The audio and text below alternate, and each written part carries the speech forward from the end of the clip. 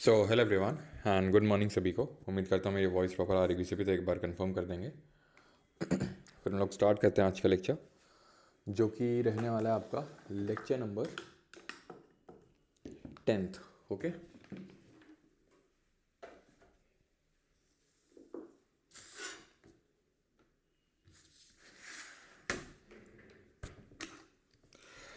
Alright, तो start किया जाए। Lecture number 10th parliament chapter आज स्टार्ट करेंगे एंड काफ़ी इंपॉर्टेंट चैप्टर है ये। दो एटलीस्ट लेक्चर्स लगेंगे पूरे इसको हमें समझने के लिए।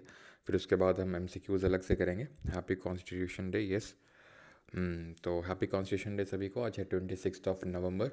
आज ही के दिन 1949 में हमारे कॉन्स्टिट्यूशन को एडॉप्ट किया गया था। और एनफोर्स कब किया गया था, लागू कब किया गया था, ज़रा बताइए। चलो, तो पहला क्वेश्चन ये रहा आपकी स्क्रीन पे। सबसे पहले तो नेशनल कॉन्स्टिट्यूशन डे की हार्दिक शुभकामनाएं सभी को। और पहला क्वेश्चन करिए अभी। चलो, तो पहला क्वेश्चन है, consider the following statements. The prime minister is appointed by the president. The president can appoint anyone as prime minister, even if the person is not a member of either house of the parliament. A person who is appointed prime minister must become a member of parliament within 6 months. तो पहला statement है, सही है।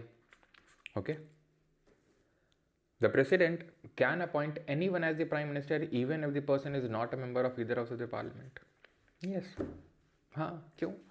75 का clause number 5, anyone can become a minister, 75 per clause 5, for the 6 month maximum period of 6 months without being a member of either house of the parliament, या तो लोकसभा या राज्यसभा, किसी का भी मेंबर होने की उसको ज़रूरत नहीं है। मैक्सिमम 6 महीने, 6 महीने के बाद उसको किसी न किसी हाउस की मेंबरशिप तो लेनी ही पड़ेगी। A person who is appointed prime minister must become a member of parliament with in 6 months। All true, option number D. ठीक, अगला क्वेश्चन करिए। ये भी स्टेटमेंट बेस्ड है।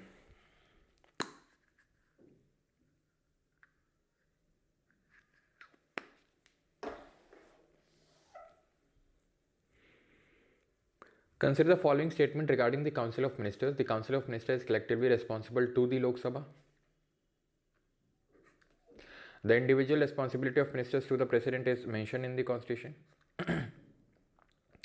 अब जैसे कि मैं कई बारी चीज़ बोलता हूँ, ठीक है, जैसे हमने देखा था, मैंने आपको बोला था कि अगर कभी भी इस तरीके का क्वेश्चन है कि this thing is defined in the constitution, तो until and unless you are very sure about that thing कि हाँ ये डिफाइंड है कॉन्स्टिट्यूशन में, तो अगर आप श्योर हो तो ठीक है, नहीं श्योर हो तो फिर गो विद दिस थिंग कि भाई वो डिफाइन नहीं है कॉन्स्टिट्यूशन में। जैसे माइनॉरिटी डिफाइन नहीं है, आज ऑफिस ऑफ प्रॉफिट के बारे में जानेंगे, वो भी डिफाइन नहीं है कॉन्स्टिट्यूशन में, ठीक है।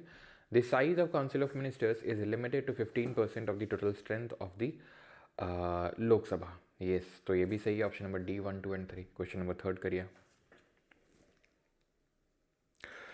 सर आपने बोला था इसमें 4 ही क्लास होगी, तो ये भी क्या ख़त्म हो गया क्या? नहीं नहीं, ख़त्म हो गया क्या ये क्या? जिस दिन जब बोलेंगे 6 क्लास होंगे उस दिन नहीं बोलोगे क्यों? कि साहब ने बोला 6 क्लास होंगी, 6 क्यों नहीं होगी? मिल जाएगा break.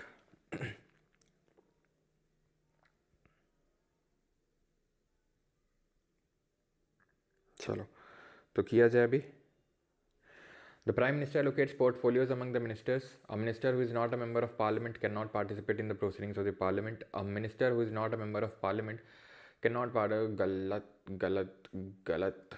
Minister who is not a member of parliament, कोई भी मिनिस्टर हो सकता है बिना बिना 6 महीने तक, 6 महीने तक वो मैक्सिमम पीरियड है उसके पास, जब 6 महीने के अंदर अंदर उसको मेंबरशिप लेनी होगी। जब मेंबरशिप लेगा तभी वोट कर सकता है, लेकिन पार्टिसिपेट तो कर सकता है। पार्टिसिपेट कर सकता है, वो बात अलग है कि वो वोट नहीं कर सकता है, ठीक है। वोट क्यों नहीं कर सकता है? क्योंकि उसके लिए मेंबर होना जरूरी है। The president can dismiss a minister only on the advice of the prime minister. Yes, 1, 3। अगला करिए।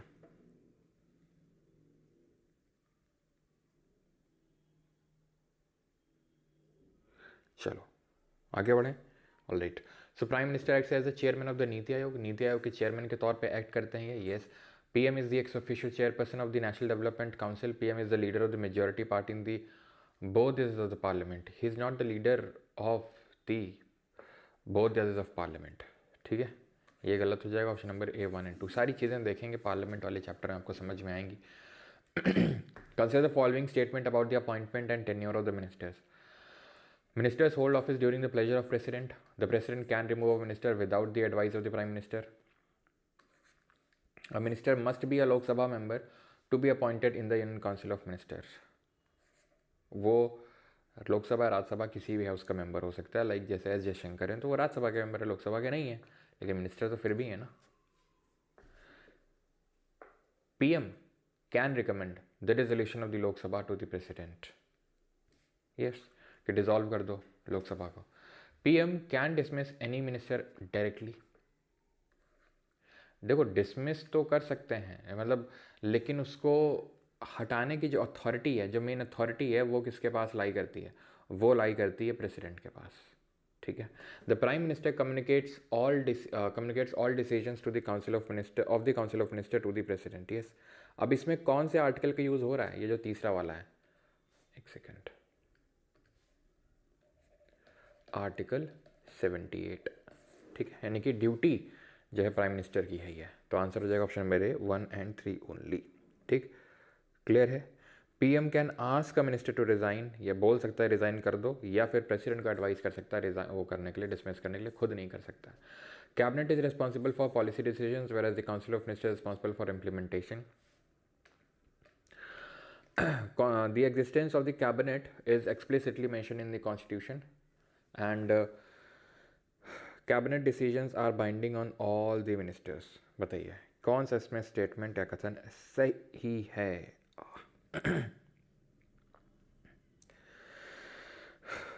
कैबिनेट कुछ अलग नहीं होता है, ठीक है, ऐसा नहीं कि लेजिस्लेटिव लॉ बनाता है, एग्जीक्यूटिव उसको इम्प्लीमेंट करता है, ठीक है, एग्जीक्यूटिव उसको इम्प्लीमेंट करता है। तो कैबिनेट कोई अलग बॉडी है जो उसको पॉलिसी डिसीजन लेती है और काउंसिल ऑफ मिनिस्टर इंप्लीमेंट करती है। गलत है, बिकॉज कैबिनेट जो है वो काउंसिल ऑफ मिनिस्टर का ही पार्ट है, ठीक है, वो इंपॉर्टेंट पोर्टफोलियो जो होल्ड कर रहा है मिनिस्टर, ऐसा कुछ अलग से उनका काम नहीं है। Existence of the cabinet is explicitly mention in the constitution, तो कल बताया था 44th अमेंडमेंट से आर्टिकल 352 के क्लॉज 3 में इंसर्ट किया गया था, जो आपका नेशनल इमरजेंसी से डील करता है। तो मैंने आपको बताया था कि जब हम नेशनल इमरजेंसी पढ़ेंगे तो वहाँ पे डिटेल में समझेंगे कि क्यों कैबिनेट वर्ड को जोड़ा गया था। पता चल गया आपको 44th अमेंडमेंट से आर्टिकल 352 क्लॉज 3 में, लेकिन क्यों जोड़ा गया था वो आपको वहीं पे पता चलेगा। Cabinet decisions are binding on all ministers, yes, they swim and sink together, option number B 2 and 3 only. 8th, ministers must take an oath of secrecy before assuming the office. Yes, the PM administers the oath of office to the ministers. President करता है, ठीक है। Minister may be from either of the parliament, yes, 1 and 3, right ना। अब हम यहाँ से start करने वाले हैं। अगेन मैं आपको रिवाइज करवाना चाहूँगा कि हमने क्या पढ़ा था अभी तक। हमने अभी तक पढ़ा था पार्ट नंबर 5 ऑफ कॉन्स्टिट्यूशन, ठीक है, पार्ट नंबर 5 ऑफ कॉन्स्टिट्यूशन। रुकिएगा जरा एक सेकेंड।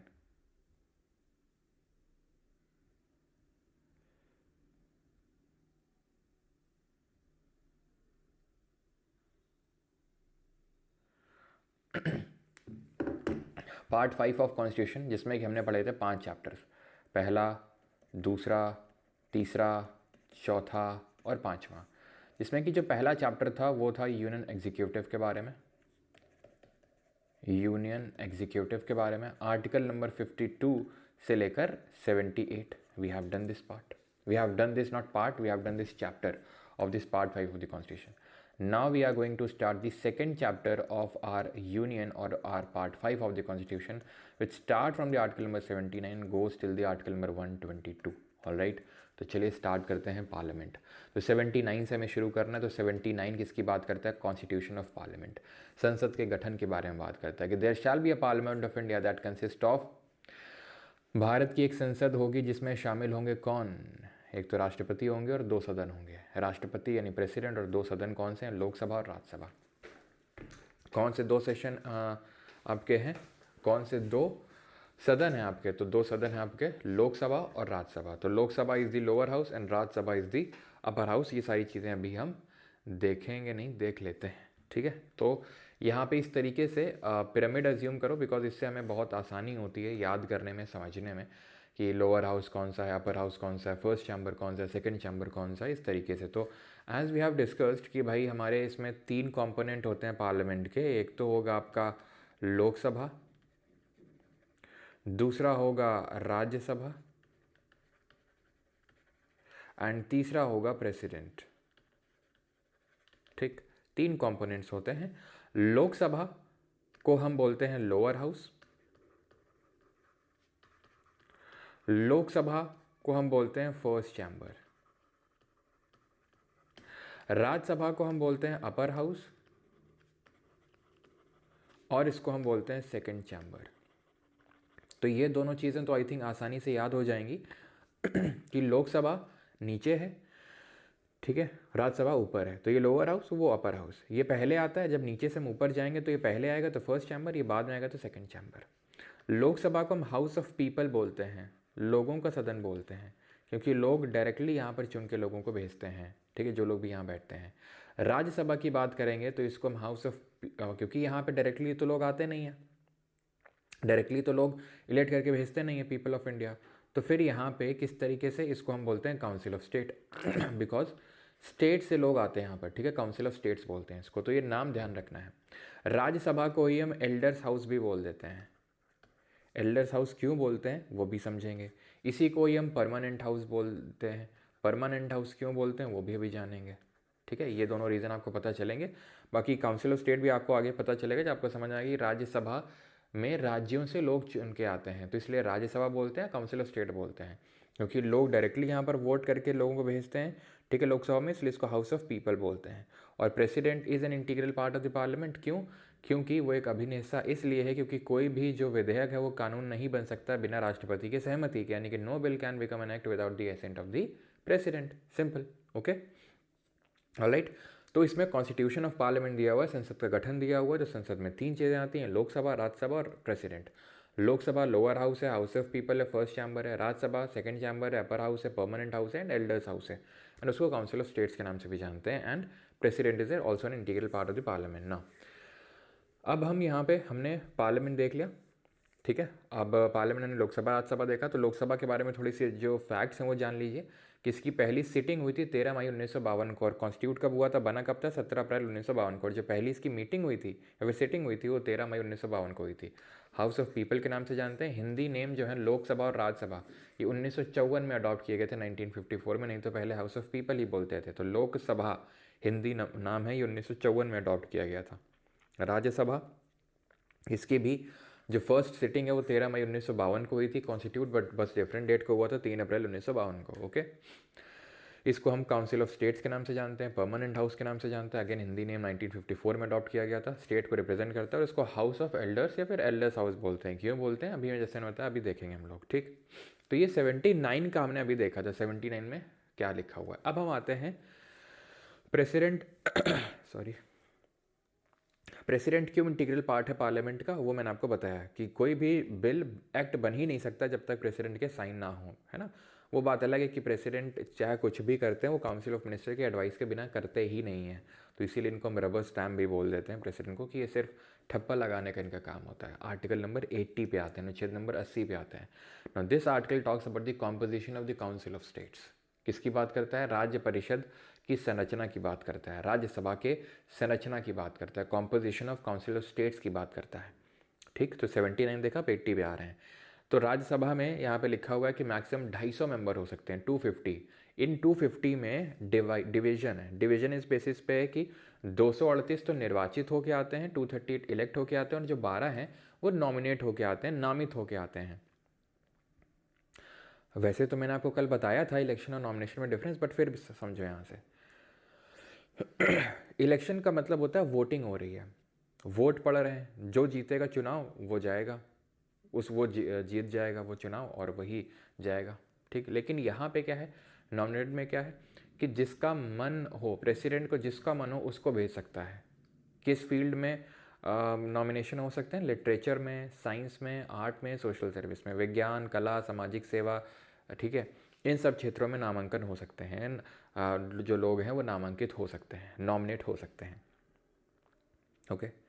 जैसे कि सचिन देओल बोल रहा हूँ, सचिन तेंदुलकर और सनी देओल, सचिन देओल हो गया, ठीक है। उससे तो दोनों का जो दोनों हैं, जैसे फॉर एग्जांपल अगर सचिन तेंदुलकर की बात करेंगे तो इनको भी नॉमिनेट किया गया था एक टाइम पे, राज्यसभा के मेंबर रह चुके हैं ये सचिन तेंदुलकर।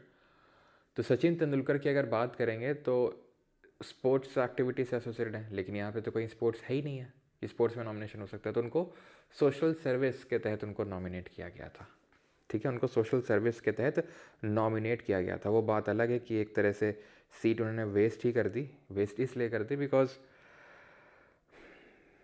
ज़्यादा अगर आप उनकी वो देखेंगे कितने दिन वो प्रेजेंट रहे, एब्सेंट रहे, तो आपको पता चलेगा कि भाई जो है कितना ज़्यादा जो है इन्होंने सीट एक तरीके से वेस्ट करी। डू यू नो कि विजय माल्या भी एक टाइम पे रह चुका है क्या बोलते हैं राज्यसभा का मेंबर, ठीक। तो 250 मैक्सिमम मेंबर हो सकते हैं, इसमें 238 इलेक्ट होके आएंगे, 12 नॉमिनेट होके आएंगे। प्रेजेंट में जो स्ट्रेंथ है वो 245 है, 245 है, जिसमें 233 इलेक्टेड और 12 नॉमिनेटेड है।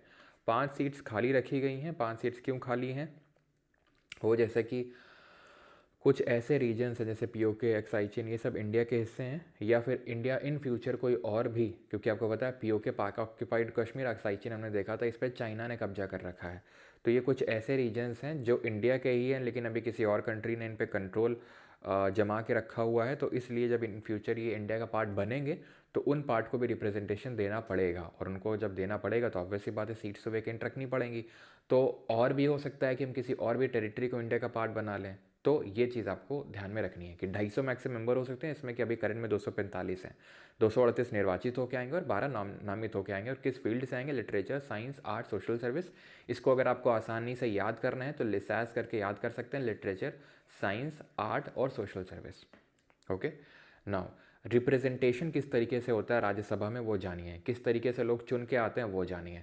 तो members are indirectly elected by the means of proportional representation and single transferable vote, यानी कि अनुपातिक प्रतिनिधित्व और एकल संक्रमणीय मत के माध्यम से किया जाता है। अब सिंगल ट्रांसफरेबल वोट तो मैंने समझाया था जब प्रेसिडेंट का इलेक्शन हम लोगों ने समझाया था, लेकिन प्रोपोर्शनल रिप्रेजेंटेशन मैंने आपको नहीं समझाया था, जो अभी समझाने वाला हूँ मैं आपको, ठीक। ओके, तो ये इनडायरेक्ट इलेक्शन और प्रोपोर्शनल रिप्रेजेंटेशन है क्या, समझो। पहले तो इनडायरेक्ट इलेक्शन का मतलब ये है कि people are not voting directly, ठीक है।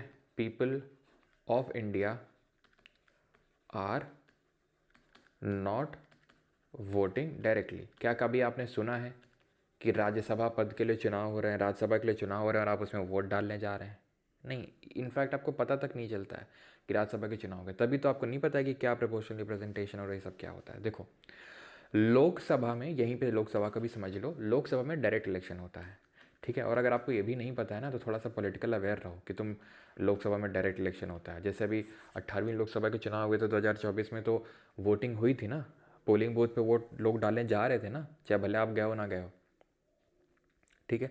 तो वहाँ डायरेक्ट इलेक्शन होते हैं और यहाँ पे चलता है first past the post system, first past the post system. आगे लिखा हुआ है लेकिन यहाँ पर समझना इसलिए ज़रूरी है ताकि दोनों में अंतर समझ सकें क्या है। तो first past the post system और यहाँ पे चलता है, जिसको कि हमने यूके एंड फिर ब्रिटेन से लिया है, और यहाँ पर चलता है प्रोपोर्शनल रिप्रेजेंटेशन। अंतर समझिए दोनों में क्या होता है।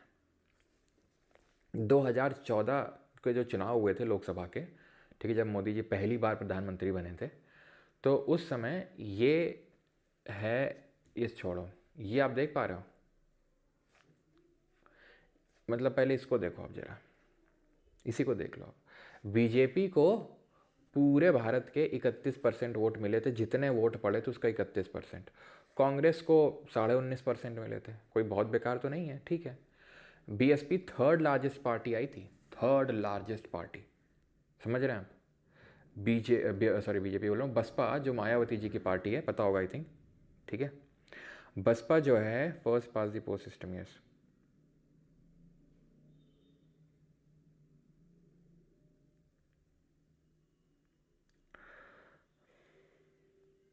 Can 238 Rajya Sabha members participate in presidential election? बिल्कुल करते हैं, ये भी क्या कोई पूछने वाली बात है।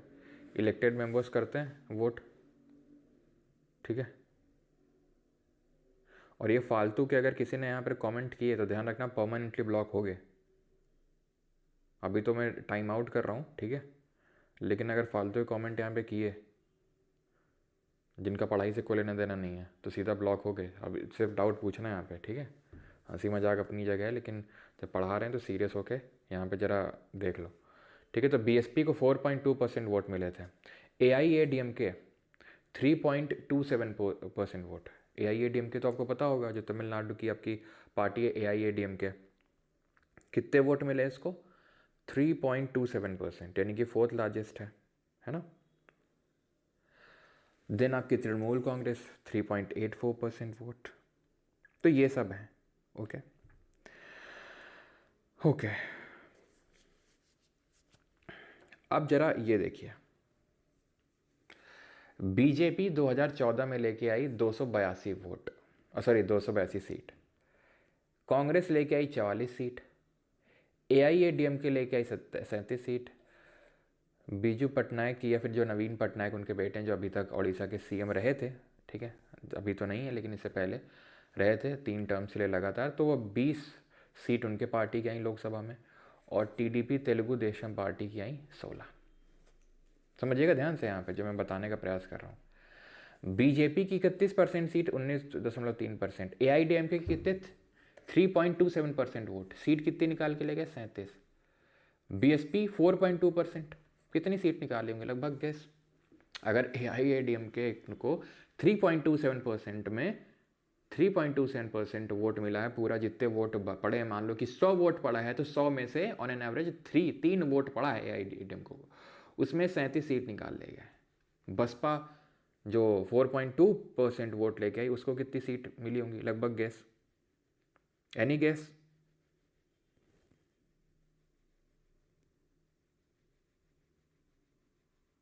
Any guess?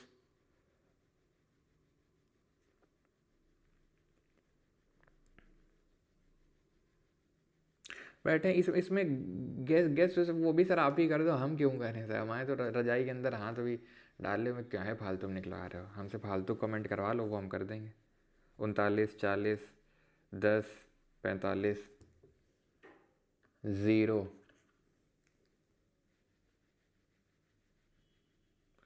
50 अप्रॉक्स 0। समझ रहे हो? बीजू जनता दल 2% भी नहीं वोट मिला है, 20 सीट निकाल के ले गया। बीएसपी देख लो तुम, लगभग 3 गुना से भी ज़्यादा, 0। क्यों हो गया ऐसा है? तो मायावती तो ये कहेंगे, हे प्रभु, हे हरि राम, ये क्या हुआ, एकदम से 0 सीट आ गया। ऐसा इसलिए हुआ क्योंकि ये लोकसभा के चुनाव, और लोकसभा में first past the post system चलता है। जैसे उदाहरण के तौर पे मैं बोलूँ, ये कांग्रेस का विधायक है, सांसद है, मान लो सांसदी के चुनाव करवा रहे हैं अपन, और ये एक बीजेपी का है, ठीक। टोटल 100 वोट पड़े, 100 वोट पड़े, उसमें 51 मिले बीजेपी वाले को, 49 मिले कांग्रेस वाले को। तो क्या मैं ये नहीं बोल सकता हूँ कि 49% वोट शेयर है कांग्रेस वाले का, 51% वोट शेयर है बीजेपी वाले का? लेकिन भैया जीता कौन? बीजेपी वाला। तो सीट किसकी निकली? बीजेपी की। कांग्रेस 0 आया खाते में। अब ऐसे मान लो कि 5 सीटें हैं जहाँ कांग्रेस वाले को 49 मिल रहा है, बीजेपी वाले को 51 मिल रहा है, कांग्रेस वाले को 48 मिल रहा है, बीजेपी वाले को 52 मिल रहा है। 0 0 0 0, 1 1 1 1। भैया वोट शेयर तो मान लो सब में यही होता है, सब में इसको 49 इसका, तो वोट शेयर कांग्रेस का 49% है, बीजेपी का 51% है, मात्र 2% का, लेकिन सीट 0 आई कांग्रेस की और बीजेपी की 5 निकल आई। समझ पा रहे हो? यानी कि फर्स्ट पास दी पोस्ट सिस्टम में जो पहले पास्ट कर गया, फर्स्ट जिसने पास्ट कर ली पोस्ट को, पहले जो आगे निकल गया, सीट उसकी हो गई। Loser gets 0, loser gets nothing, winner takes all in this particular first past the post system. Okay, अगर ये प्रोपोर्शनल रिप्रेजेंटेशन होता तो पार्टीज को उनके वोट शेयर परसेंटेज के बेसिस पे उसके प्रोपोर्शन में उनको सीट मिलती। कहां? वहां। कहां? राज्यसभा में। अगर मतलब अगर लोकसभा की चुनाव तो लोकसभा में, अगर ऐसा होता सिस्टम तो, अगर ऐसा सिस्टम होता तो अगर मान लो कि 100 सीटें हैं, 100 सीटें मान लेते हैं, तो उसमें 31 जाती बीजेपी की, लगभग 19 लोग जाते कांग्रेस के, वहाँ पे लोकसभा में जाके बैठते, लगभग 4 लोग जाके बैठते बसपा के, 3 लोग बैठते लगभग AIADMK के जाके, 3 लोग जाके बैठते तृणमूल कांग्रेस के, 3 लोग जाके कम्युनिस्ट पार्टी के बैठते हैं, मार्क्सिस्ट के, बीजू जनता दल का सिर्फ 1 लोग और एनसीपी का सिर्फ 1 लोग, इस तरीके से। यानी कि इसमें क्या होता है, प्रोपोर्शन रिप्रेजेंट। अब तुम्हें जितने प्रोपोर्शन में वोट मिले उस प्रोपोर्शन में तुम्हारे लोग जाके बैठेंगे। तो बात ये आती है कि लोकसभा में इस सिस्टम को क्यों नहीं रखा गया। ये तो ठीक लग रहा है यार कि हाँ यार, एटलीस्ट जितने लोगों ने वोट दिया होगा, भारत के जितने वोट पड़े होंगे उसके 4.2% वोट निकाले जाएं तो बहुत वोट होंगे। इतने लोग चाहते थे कि मायावती जी की पार्टी के जो है लोग जाके बैठे, लेकिन एक भी लोग नहीं जा पाए। ये तो बड़ी गलत बात हुई। गलत तो है, लेकिन इसका एक ड्रॉबैक, मेजर ड्रॉबैक ये है कि इसमें स्टेबल गवर्नमेंट नहीं बन सकती है। जैसे कि कल हमने देखा था कि कैसे 10 साल में 7 प्रधानमंत्री बदल गए, और अगर ये सिस्टम रख दिया जाए ना तो 10 साल में कोई वो वाली बात नहीं कि 20-30 प्रधानमंत्री बदल जाएंगे। स्टेबल गवर्नमेंट बनना काफ़ी मुश्किल है। क्यों? बीजेपी को सिर्फ 31% वोट मिला है, सीट निकाल के ले गया 282। सीट कितनी होती हैं? 550 कंसिडर करते हैं लोकसभा की, 550, ठीक है, 550%। अब 550% का, ठीक है, 550% का 30%, 31 है ना, 31% में 30% निकाल लेता हूँ सो दैट की कैलकुलेशन आसान हो।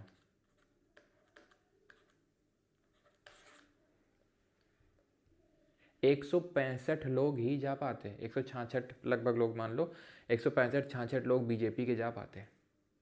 अगर कांग्रेस का मैं 19.3 ना कंसिडर करके 20% कंसिडर कर लूँ, 20% का मतलब कितना है?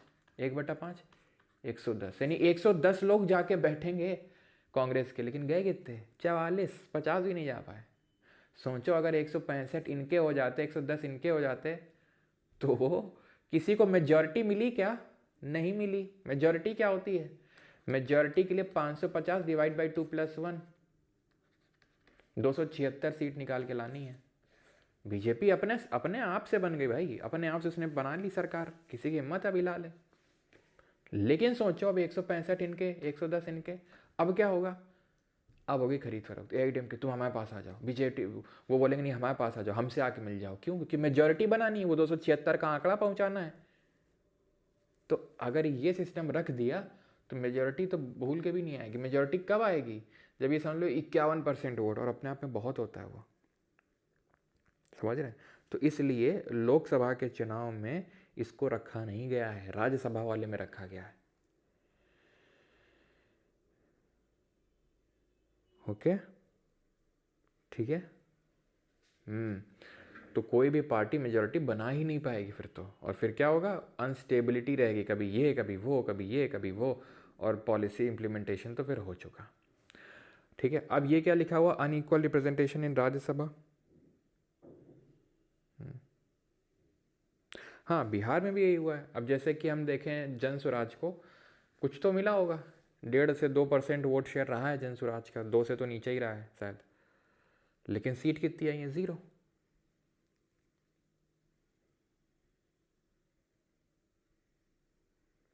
हाँ बिल्कुल, हर्षित कुमार, डिफाइन नहीं है कॉन्स्टिट्यूशन में सोशल सर्विस। 0 सीट वाला बताओ ना, फिर से पीछे कर लो उसको, वीडियो को ना पीछे भी किया जा सकता है। चलो, तो अनइक्वल रिप्रेजेंटेशन इन राज्यसभा का मतलब क्या होता है? अनइक्वल रिप्रेजेंटेशन का राज्यसभा का मतलब ये है कि हर राज्यों का अलग अलग रिप्रेजेंटेशन है। यूपी 31 सीट लेके बैठा है, सिक्किम, गोवा जैसे छोटे छोटे स्टेट, सिक्किम, गोवा, मणिपुर, मिजोरम, पुडुचेरी, त्रिपुरा, ठीक है, नागालैंड, सिक्किम, इन सब की एक एक सीट है, सब की एक एक सीट है। यूपी की 31 सीट है, वेस्ट बंगाल की 16 सीट है, गुजरात की 11 सीट है, ठीक है, गुजरात की 11 सीट हैं, इवन बिहार की 16 सीट हैं, महाराष्ट्र की 19 सीट हैं, तमिलनाडु की 18 सीट हैं, कर्नाटक की 12 सीट हैं, MP की 11 सीटें हैं, ठीक है। तो ये थोड़े से जो मैंने स्टेट याद लिखे हैं इनका थोड़ा सा ध्यान रखिएगा। एक और याद कर लो, राजस्थान। राजस्थान देश का सबसे बड़ा स्टेट है, हमने देखा था एरिया के टर्म्स में, लेकिन सिर्फ 10 सीट। लेकिन यूपी सबसे बड़ा है जनसंख्या के मामले में। तो जनसंख्या के हिसाब से रिप्रेजेंटेशन दिया जाता है बेस्ड ऑन पॉपुलेशन, इसीलिए यूपी की सबसे ज़्यादा सीट है। अनलाइक इन यूएसए में क्या है, जो उनका अपर हाउस है वहाँ पर इक्वल रिप्रेजेंटेशन, हर स्टेट से दो दो दो दो सीट निकल के आती हैं। लेकिन हमारे यहाँ पे ऐसा नहीं है, छोटा स्टेट जहाँ कम पॉपुलेशन है वहाँ कम सीट निकलेंगी, जहाँ ज़्यादा है वहाँ पे ज़्यादा निकलेंगे, उसी हिसाब से पॉपुलेशन के प्रपोर्शन में सीट्स निकल के आती हैं। ये चीज़ ध्यान रखना है। बहुत स्टेट है, सुना था मणिपुर, मिजोरम, त्रिपुरा, यहाँ सब एक एक सीट है। ठीक, क्लियर इतनी चीज़। अब सारे राज्यों का रिप्रेजेंटेशन है राज्यसभा में, क्योंकि जो विधानसभा के लोग होते हैं, लेजिस्लेटिव असेंबली के जो लोग होते हैं वो चुन के भेजते हैं, वहाँ पे वोटिंग होती है। और वो लोग, क्योंकि लेजिस्लेटिव असेंबली के लोग चुनेगा किसके द्वारा, हमारे द्वारा। जैसे कि बिहार में जो चुनाव हुए, लोगों ने चुन के भेजा, विधानसभा में बिठाया लोगों को बिहार के। अभी ये लोग जो हैं अपने स्टेट से जो 16 लोग हैं उनको भेजते रहेंगे टाइम टू टाइम। यहाँ पर पॉपुलेशन के प्रपोर्शन में रिप्रेजेंटेशन है, तो मान लो वोटिंग होती है, और मान लो कि इस तरीके से वोटिंग होती है, 31% जो वोट हैं वो बीजेपी के पड़े हैं और आईएनसी को पड़े हैं 19.3% वोट। तो इतनी परसेंट सीट, जितनी भी मान लो वैकेंसी हैं राज्यसभा में, मान लो 10 वैकेंसी हैं, तो 10 में से 31% इसका जो निकलेगा उतनी सीट बीजेपी की जाएंगी, लगभग 20% जो निकल के जाएगा वो आईएनसी की सीट निकल के जाएंगी। क्यों? क्योंकि प्रोपोर्शनल रिप्रेजेंटेशन में इसमें पार्टी के लिए वोट किया जाता है, पार्टी के लिए। लेकिन जैसे विधानसभा के चुनाव हो गए, लोकसभा के चुनाव हो गए, उसमें आप पार्टी के लिए वोट नहीं करते, प्रत्याशी के लिए वोट करते हो। जैसे अभी विधानसभा की वो बात अलग है, लोग पार्टी देख के ही वोट देते हैं, ठीक है। तो लेकिन वोट आप प्रत्याशी को करते हो। जब आप जाते हो वोट देने तो देखते हो ना कि हमारा प्रत्याशी कौन है, बबलू भैया है कि टिंकू भैया है, कौन भैया हैं, वोट देते हैं। ऐसा तो नहीं कि बीजेपी, हमें नहीं पता है कि यहाँ से कौन चुना जाएगा, बस हमने तो कमल का बटन या फिर लैंप का बटन या हाथ का बटन या जिसका बटन, झोले का बटन, वो दबा दिया। वो तो दबाते ही हो भैया, वो तो पता चलता है कि ये प्रत्याशी इस पार्टी से खड़ा हुआ है, लेकिन देते तो वोट प्रत्याशी को ही हो ना, ठीक है। लेकिन प्रोपोर्शनल रिप्रेजेंटेशन तो वो बंदा जीत गया, वो प्रत्याशी जीत गया, तो विनर टेक्स ऑल। लेकिन प्रोपोर्शनल रिप्रेजेंटेशन में क्या है, आप पार्टी को वोट देते हो और उस पार्टी का जितना शेयर है उतने शेयर के लोग वहाँ पर भेज दिए जाते हैं, तो हर पार्टी का रिप्रेजेंटेशन उस हिसाब से उसमें आ जाता है, ठीक है। तो जो विधानसभा के लोग हैं, जो लेजिस्लेटिव असेंबली के लोग हैं, वो चुन के भेजते हैं कहाँ पर, राज्यसभा में। और सारी स्टेट का रिप्रेजेंटेशन है राज्यसभा में। यूटी सिर्फ 2 UTs have representation in the Rajya Sabha. कौन? एक तो दिल्ली और दूसरी पुडुचेरी, ठीक। दिल्ली और पुडुचेरी, सिर्फ इनका रिप्रेजेंटेशन है अभी राज्यसभा में। किसी कोई डाउट हो तो पूछ सकते हैं अभी, और स्पेसिफिक पूछा करो, ऐसा नहीं कि वंस मोर।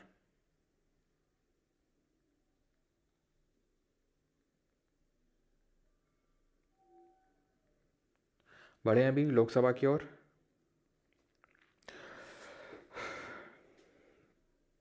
और यहाँ पे जम्मू कश्मीर भी ऐड कर लेना, बिकॉज जम्मू कश्मीर में भी अब लेजिस्लेटिव असेंबली, और वो भी एक यूटी है।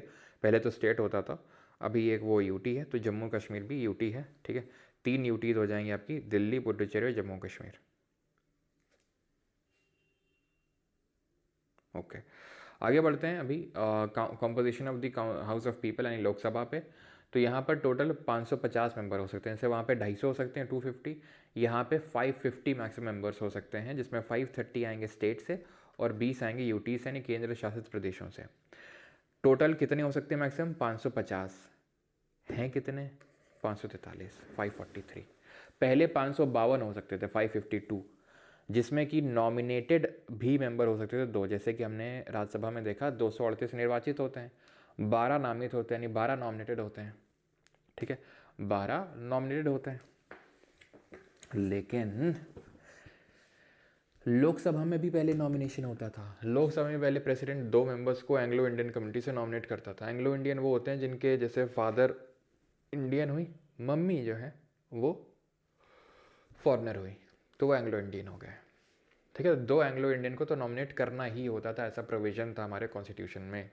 लेकिन जो हमारा अमेंडमेंट नंबर 104 है, यानी कि संविधान का जो संशोधन नंबर 104 है, उसने जो 2019 में आया था, उसने ये पर्टिकुलर चीज़ को ख़त्म कर दिया था कि 2 एंग्लो इंडियन को जो नॉमिनेट करता है प्रेसिडेंट लोकसभा में, वो ख़त्म कर दिया। तो 552 की जगह 550 हो गया। और इनफैक्ट एक और चीज़ हुई थी कि जो SC ST का रिजर्वेशन है उसको बढ़ा दिया गया था, ठीक है। SC STs को जो रिजर्वेशन मिला हुआ था उसको एक्सटेंड कर दिया गया फॉर 10 ईयर्स, 10 साल के लिए उसको एक्सटेंड कर दिया गया इसी पर्टिकुलर अमेंडमेंट से, ठीक है। किस आर्टिकल के तहत ये अमेंडमेंट, ये रिजर्वेशन दिया गया है SC STs को? Article number 330। देखो विमेन का रिजर्वेशन तो अभी 106 अमेंडमेंट एक्ट से मिला है, लेकिन SC ST के लिए रिजर्वेशन बहुत पहले से था। हमारे कॉन्स्टिट्यूशन में ओरिजिनली ये प्रोवाइडेड था कि SC ST को रिजर्वेशन मिलेगा, ठीक है, 330 में, ठीक है। और 331 के अनुच्छेद 331 के तहत इनको रिजर्वेशन मिला था, जो कि हर 10 साल तक इस तरीके से बढ़ता जा रहा था, लेकिन अभी सरकार ने इसको ख़त्म कर दिया और SC ST रिजर्वेशन को एक्सटेंड कर दिया आगे और 10 साल के लिए, ठीक है। 332 में अगर बात करेंगे तो 332 में लिखा हुआ SC ST के लिए रिजर्वेशन विधानसभा में यानी लेजिस्लेटिव असेंबली में। आप रिकॉल मतलब ऐसे रिलेट किया करो कि जैसे लोकसभा केंद्र में होती है, तो ऐसे ही विधानसभा यानी कि लेजिस्लेटिव असेंबली होती है स्टेट्स में यानी राज्यों में। तो वहाँ पे आर्टिकल नंबर 332 के तहत एक एंग्लो इंडियन को नॉमिनेट करता था गवर्नर, उसको ख़त्म कर किया गया। 332 के तहत प्रोवाइडेड है SC ST का रिजर्वेशन, ठीक है, जो कि एक्सटेंड किया गया लेजिस्लेटिव असेंबली के लिए। और एक जो एंग्लो इंडियन का नॉमिनेशन होता था आर्टिकल नंबर 333 के तहत 333, उसको ख़त्म कर दिया गया लेजिस्लेटिव असेंबली में, जो गवर्नर नॉमिनेट करता था। वो जब वहाँ पे आएंगे तो उसको भी मैं वहाँ पर पढ़ाऊँगा, लेकिन क्योंकि दोनों आपस में रिलेटेड हैं इसलिए मैंने बताया। तो 330 अनुच्छेद में किसका रिजर्वेशन? SC ST का। 331 में एंग्लो इंडियन का। SC ST का बढ़ा दिया गया, उसका ख़त्म कर दिया गया, ठीक है।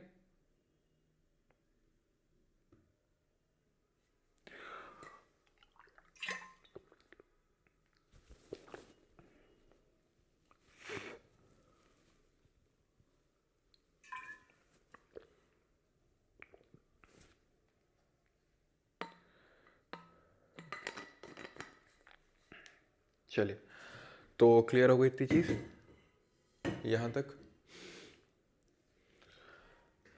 रिप्रेजेंटेशन किस तरीके से होता है? तो रिप्रेजेंटेशन होता है आपका लोकसभा में directly elected by the citizens of India, यानी कि डायरेक्ट इलेक्शन होता है यहाँ पर, इनडायरेक्ट इलेक्शन नहीं होता है राज्यसभा की तरीके, लोग डायरेक्टली वोट करते हैं, ठीक है।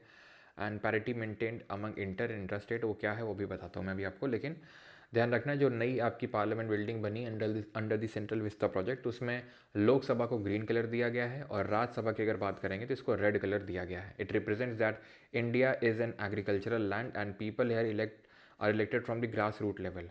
रेड कलर, आर से रेड, आर से राज्यसभा, ये रॉयल्टी और जो सैक्रिफाइसेस हैं उन सबको दिखाता ही है, ठीक है, क्लियर है। अभी यहाँ पे बात कर लेते हैं कि कितनी सीटें हैं। जैसे यहाँ पर भी इक्वल रिप्रेजेंटेशन नहीं है, पॉपुलेशन के हिसाब से रिप्रेजेंटेशन है। जैसे फॉर एग्जांपल अगर बात करें यूपी की, सबसे पहले बात कर लेते हैं, तो यूपी की सबसे ज़्यादा 80 सीटें हैं यहाँ पे, 82 सीट्स हैं, ठीक है। वेस्ट बंगाल की 42 सीट्स हैं, 42। बिहार की 40 सीट्स हैं, ठीक है, क्लियर। देन महाराष्ट्र की 48 सीट्स हैं। देन आपकी MP की 29 सीट्स हैं, 29 सीट हैं, ओके। और कर्नाटक की 28 सीट हैं। आंध्र प्रदेश की 25 सीट है, ठीक है। तो ये थोड़े जो मैंने स्टेट लिखे हैं बड़े बड़े, इनकी सीट्स याद कर लीजिएगा। बाकी लद्दाख, अंडमान निकोबार, लक्षद्वीप, पुडुचेरी, चंडीगढ़, यहाँ का सब एक एक एक एक इस तरीके से रिप्रेजेंटेशन है। यानी कि हमने ये देखा था राज्यसभा में सभी यूटीज का रिप्रेजेंटेशन नहीं है वहाँ का। यहाँ पे है जम्मू कश्मीर से 5, लद्दाख से 1, अंडमान निकोबार से 1 इलेक्टेड रिप्रेजेंटेटिव होता है, लक्षद्वीप से 1 होता है, पुडुचेरी से 1 होता है, चंडीगढ़ से 1 रिप्रेजेंटेटिव होता है, ठीक है। तो यानी यहाँ पे रिप्रेजेंटेशन है यूटीज़ का, सारी यूटीज़ का, लेकिन वहाँ सिर्फ 3 यूटीज़ का था। किस किस का था? वहाँ पे था आपका दिल्ली का, पुडुचेरी का और जम्मू एंड कश्मीर का, जहाँ पे विधानसभा है सिर्फ वहीं पे। यहाँ पे सबका है, वो चाहे दिल्ली हो चाहे कोई भी। दिल्ली के यहाँ पे 7 सीटें निकल के आती हैं, अंडमान निकोबार की 1, लक्षद्वीप की 1, पुडुचेरी की 1, चंडीगढ़ की 1, लद्दाख की 1, जम्मू एंड कश्मीर की 5, इस तरीके से। दादर नगर हवेली, दमन और दीव की 2 हैं, ऐसे याद कर लो, दादर और नगर हवेली है और दमन और दीव है, तो दोनों की 1-1, तो 2 हो गई हैं, ठीक है। अब आते हैं रीएडजस्टमेंट आफ्टर ईच सेंसस। अब ये सीटें डिसाइड कौन करता है, किस बेसिस पे डिसाइड होती हैं? तो पॉपुलेशन के बेसिस पे डिसाइड होती है। पॉपुलेशन कौन डिसाइड करता है, कैसे ये सारी चीज़ें डिसाइड होती हैं? तो इसके लिए एक बैठता है डिलिमिटेशन कमीशन, परिसीमन आयोग। आर्टिकल नंबर जो 82 है, ठीक है, this talks about the readjustment after each census. ये किसकी बात करता है? रीएडजस्टमेंट आफ्टर ईच सेंसस, प्रत्येक जनगणना के बाद पुनः समायोजन की। ये बोलता है डिलिमिटेशन कमीशन आर्टिकल नंबर 82 कि हर सेंसस के बाद, आफ्टर ईच सेंसस, जब भी एक जनगणना होगी जो हर 10 साल के बाद होती है, ठीक है, पिछले वाली 2011 में हुई थी, लेकिन अगली वाली 2021 में नहीं हुई थी कोविड की वजह से, देन फिर चुनाव आ गए थे, वो सारी चीज़ें ज़्यादा इंपॉर्टेंट है, ठीक है, सेंसस वगैरह तो होता रहेगा। तो अब सेंसस हो रहा है, अब इसके डेटा वगैरह जल्दी आपको देखने को मिलेंगे। खैर, तो जो सेंसस है वो 10 साल में होता है, और जब सेंसस हो जाए, यानी कि जब सेंसस हो जाए तो एक परिसीमन आयोग का गठन होगा जो नई जनसंख्या के हिसाब से, नई पॉपुलेशन के हिसाब से वो ये डिसाइड करेगा कि अब किस राज्य की कितने सीटें आनी चाहिए। डिवीज़न दो तरीके से होता है, ध्यान से समझिएगा किस तरीके से डिवीज़न होता है। एक तो कि भैया महाराष्ट्र की कितनी सीटें आएंगी, गुजरात की कितनी सीटें आएंगी, ठीक, महाराष्ट्र की कितनी सीटें आएंगी, गुजरात की कितनी सीटें आएंगी, महाराष्ट्र में से कितनी कॉन्स्टिट्यूएंसी निकल के आएंगी। ये महाराष्ट्र है, महाराष्ट्र से अभी हमने क्या देखा था, 48 सीट है, 48 सीट है, ठीक। एमपी से 29 सीट है, ये महाराष्ट्र है, ये एमपी है। तो यहाँ से 29 सीट निकल के आएंगे क्योंकि पॉपुलेशन कम है, 48 सीट निकल ज़्यादा है पॉपुलेशन, ठीक। ये तो हो गया, ये इसको हो गया इंटर स्टेट। इंट्रा स्टेट क्या है? इंटर स्टेट और इंट्रा स्टेट यहाँ लिखा था, दिखा था आपको कि इंटर स्टेट और इंटर स्टेट पैरिटी मेंटेन करी जाती है, समानता बनाई जाती है। कैसे? कि भाई यहाँ पर पॉपुलेशन इस तरीके से सीटें दी जाएं कि एक बंदा रिप्रेजेंट कर रहा हो सेम पॉपुलेशन को, कि अगर एक बंदा महाराष्ट्र का रिप्रेजेंट कर रहा है 10 लाख लोगों को, तो ऐसे एमपी का भी एक बंदा 10 लाख लोगों को रिप्रेजेंट कर रहा हो, तो उस हिसाब से 48 सीट निकलेंगी या 29 सीट निकलेंगी, ठीक। लेकिन अब महाराष्ट्र में भी तो अलग अलग कॉन्स्टिट्यूएंसी होंगी। क्यों भैया? अलग अलग कॉन्स्टिट्यूएंसी नहीं होंगी, जैसे विदर्भ कॉन्स्टिट्यूएंसी हो गई, ठीक है, नई मुंबई कॉन्स्टिट्यूएंसी हो गई। तो ये सब क्या है, ठीक है, ये सब कॉन्स्टिट्यूएंसी है, लोनावला हो गई, ठीक है। तो ये सब क्या है? ये सब अलग अलग कॉन्स्टिट्यूएंसी में इनको बांटा जाता है। ऐसा तो होता नहीं कि पूरे पूरे एमपी का, सॉरी, पूरे महाराष्ट्र का सिर्फ एक लोकसभा में बैठा, 48 लोग बैठे हैं। इन 48 लोगों को इस हिसाब से डिवाइड किया जाएगा कि 48 लोग, हर एक 48 इक्वल पॉपुलेशन को रिप्रेजेंट कर रहा हो। उसी तरीके से यहाँ पर उसी हिसाब से डिवीजन होगा कि ये जो 29 लोग हैं उसी हिसाब से डिवाइड कर रहा हूँ। तो ये हो गया intra state, with in the state, ठीक। बात समझ आती है? बेटा ध्यान से समझिए, अगर नींद लगी तुम्हारा नुकसान है, क्योंकि रिपीट तो मैं करूँगा नहीं, तुम्हें भी पता है। तो फिर इसीलिए थोड़ा सा अपना चमक के बैठो ज़रा, और थोड़ा सा ऐसा लग रहा हो कि यार पता नहीं, वो ना अंदर से आ नहीं रहा है, पता नहीं क्यों मन नहीं कर रहा है, ठीक है। थोड़ा सा इसको पॉज करो और 10 पुशअप मारो, सारा मन कर। और फिर भी ना हो तो ज़रा दौड़ाओ, ज़रा 3-4 किलोमीटर जाके रोड पे, और फिर आगे बढ़ो, ज़बरदस्त मन लगेगा, एकदम सारा फील आ जाएगा एकदम, ठीक है। ध्यान समझना। तो इंटरस्टेट और इंट्रास्टेट पैरिटी मेंटेन की जाती है। इंदिरा गांधी के टाइम पे देखो, इंपॉर्टेंट डिलिमिटेशन एक्ट बने, डिलिमिटेशन कमीशन को बिठाया गया 1951 के जनगणना हुई थी, उसके बाद 1952 में, फिर 61 में जनगणना हुई, इसके बाद 62 में, 71 में जनगणना हुई, इसके बाद 72 में बिठाया गया, और फिर 2002 में बिठाया गया, ठीक। यहाँ तक 19 हुआ क्या है कि जब इंदिरा गांधी थी 1976 की बात है, ठीक है। तो क्या हुआ कि जो सदर्न स्टेट हैं उनकी पॉपुलेशन थोड़ा सा कम, धीरे बढ़ रही थी, और यूपी बिहार वाले तो तुम जानते हो धक्का-पेल मचाते एकदम, ये ले, तो एकदम पॉपुलेशन एक्सपोनेंशियली बढ़ रही थी। रिप्रेजेंटेशन इन दी लोकसभा वो भी बढ़ रहा था, लोकसभा राज्यसभा, क्योंकि पॉपुलेशन जितनी ज़्यादा उतना ज़्यादा रिप्रेजेंटेशन। तो ये लोग का ज़्यादा लोग बैठ रहे थे, ये लोग कम जा पा रहे थे लोकसभा में। तो लोग, ये सदर्न स्टेट वाले गए इंदिरा गांधी के पास, बोले कि क्या भैया, एक तो आप बोलते हो कि पॉपुलेशन रोको, और हम रोक रहे हैं, उससे हो क्या रहा है, हमें नुकसान हो रहा है कि हमें कम रिप्रेजेंटेशन मिल रही है सेंटर में या पार्लियामेंट में, हमें कम रिप्रेजेंटेशन मिल रही है।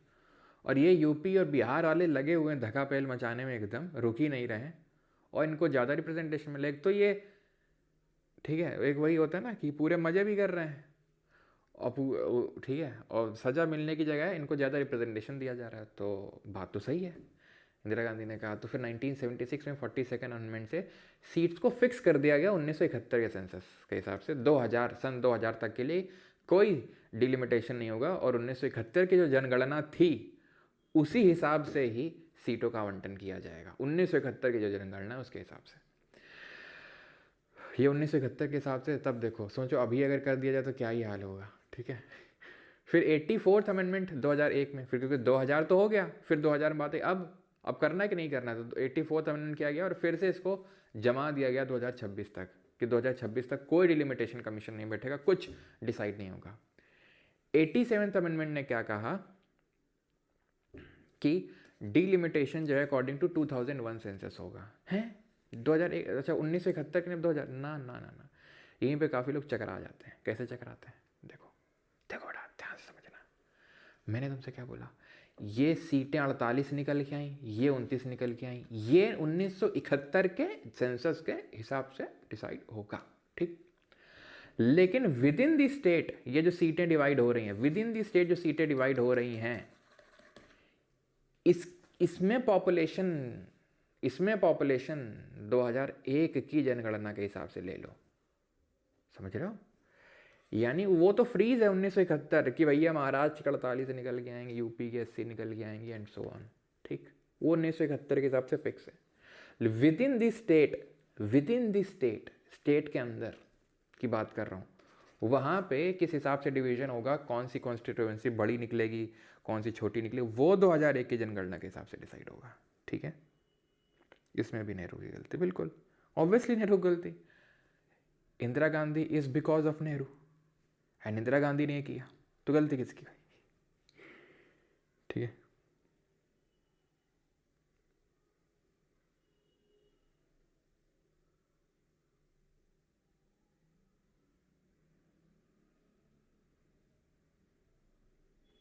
क्लियर यहां तक।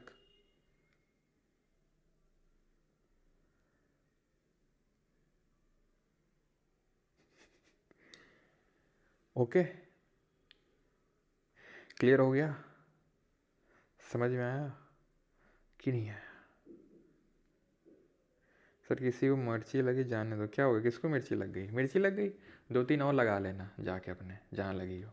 83 पे आते हैं, ठीक है। ड्यूरेशन ऑफ हाउसेस, सदनों की अवधि कितनी होती है, तो राज्यसभा और लोकसभा दोनों का मैं अलग अलग समझना है। राज्यसभा की कोई अवधि नहीं होती है, ठीक है। There is no duration of Rajya Sabha. Rajya Sabha is a permanent body, Rajya Sabha एक स्थायी सदन है। What does this mean, this mean कि यहाँ पे इसका खुद का कोई टेन्योर नहीं, यानी ये सदन कभी खाली नहीं होता है। क्यों, क्योंकि 1/3 मेंबर इसमें रिटायर होते रहते हैं हर 2 साल में। तो इन राज्यसभा के जो सदस्य होते हैं उनका कार्यकाल 6 साल का होता है। काफ़ी लोगों को समझ नहीं आई होगी बात, है 2 साल होता है कि 6 साल, समझ ना आया हमको, तो समझ लो यहाँ पे ये राज्यसभा है, ठीक।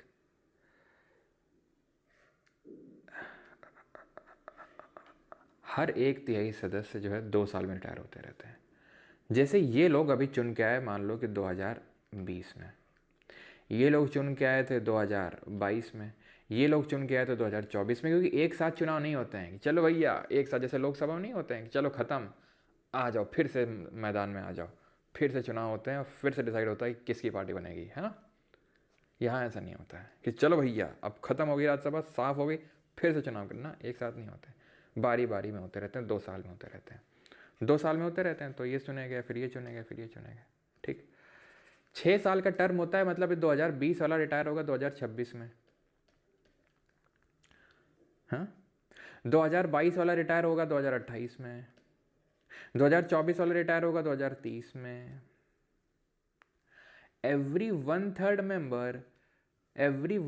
Member retire in every 2 years. अब समझ आ गई बात।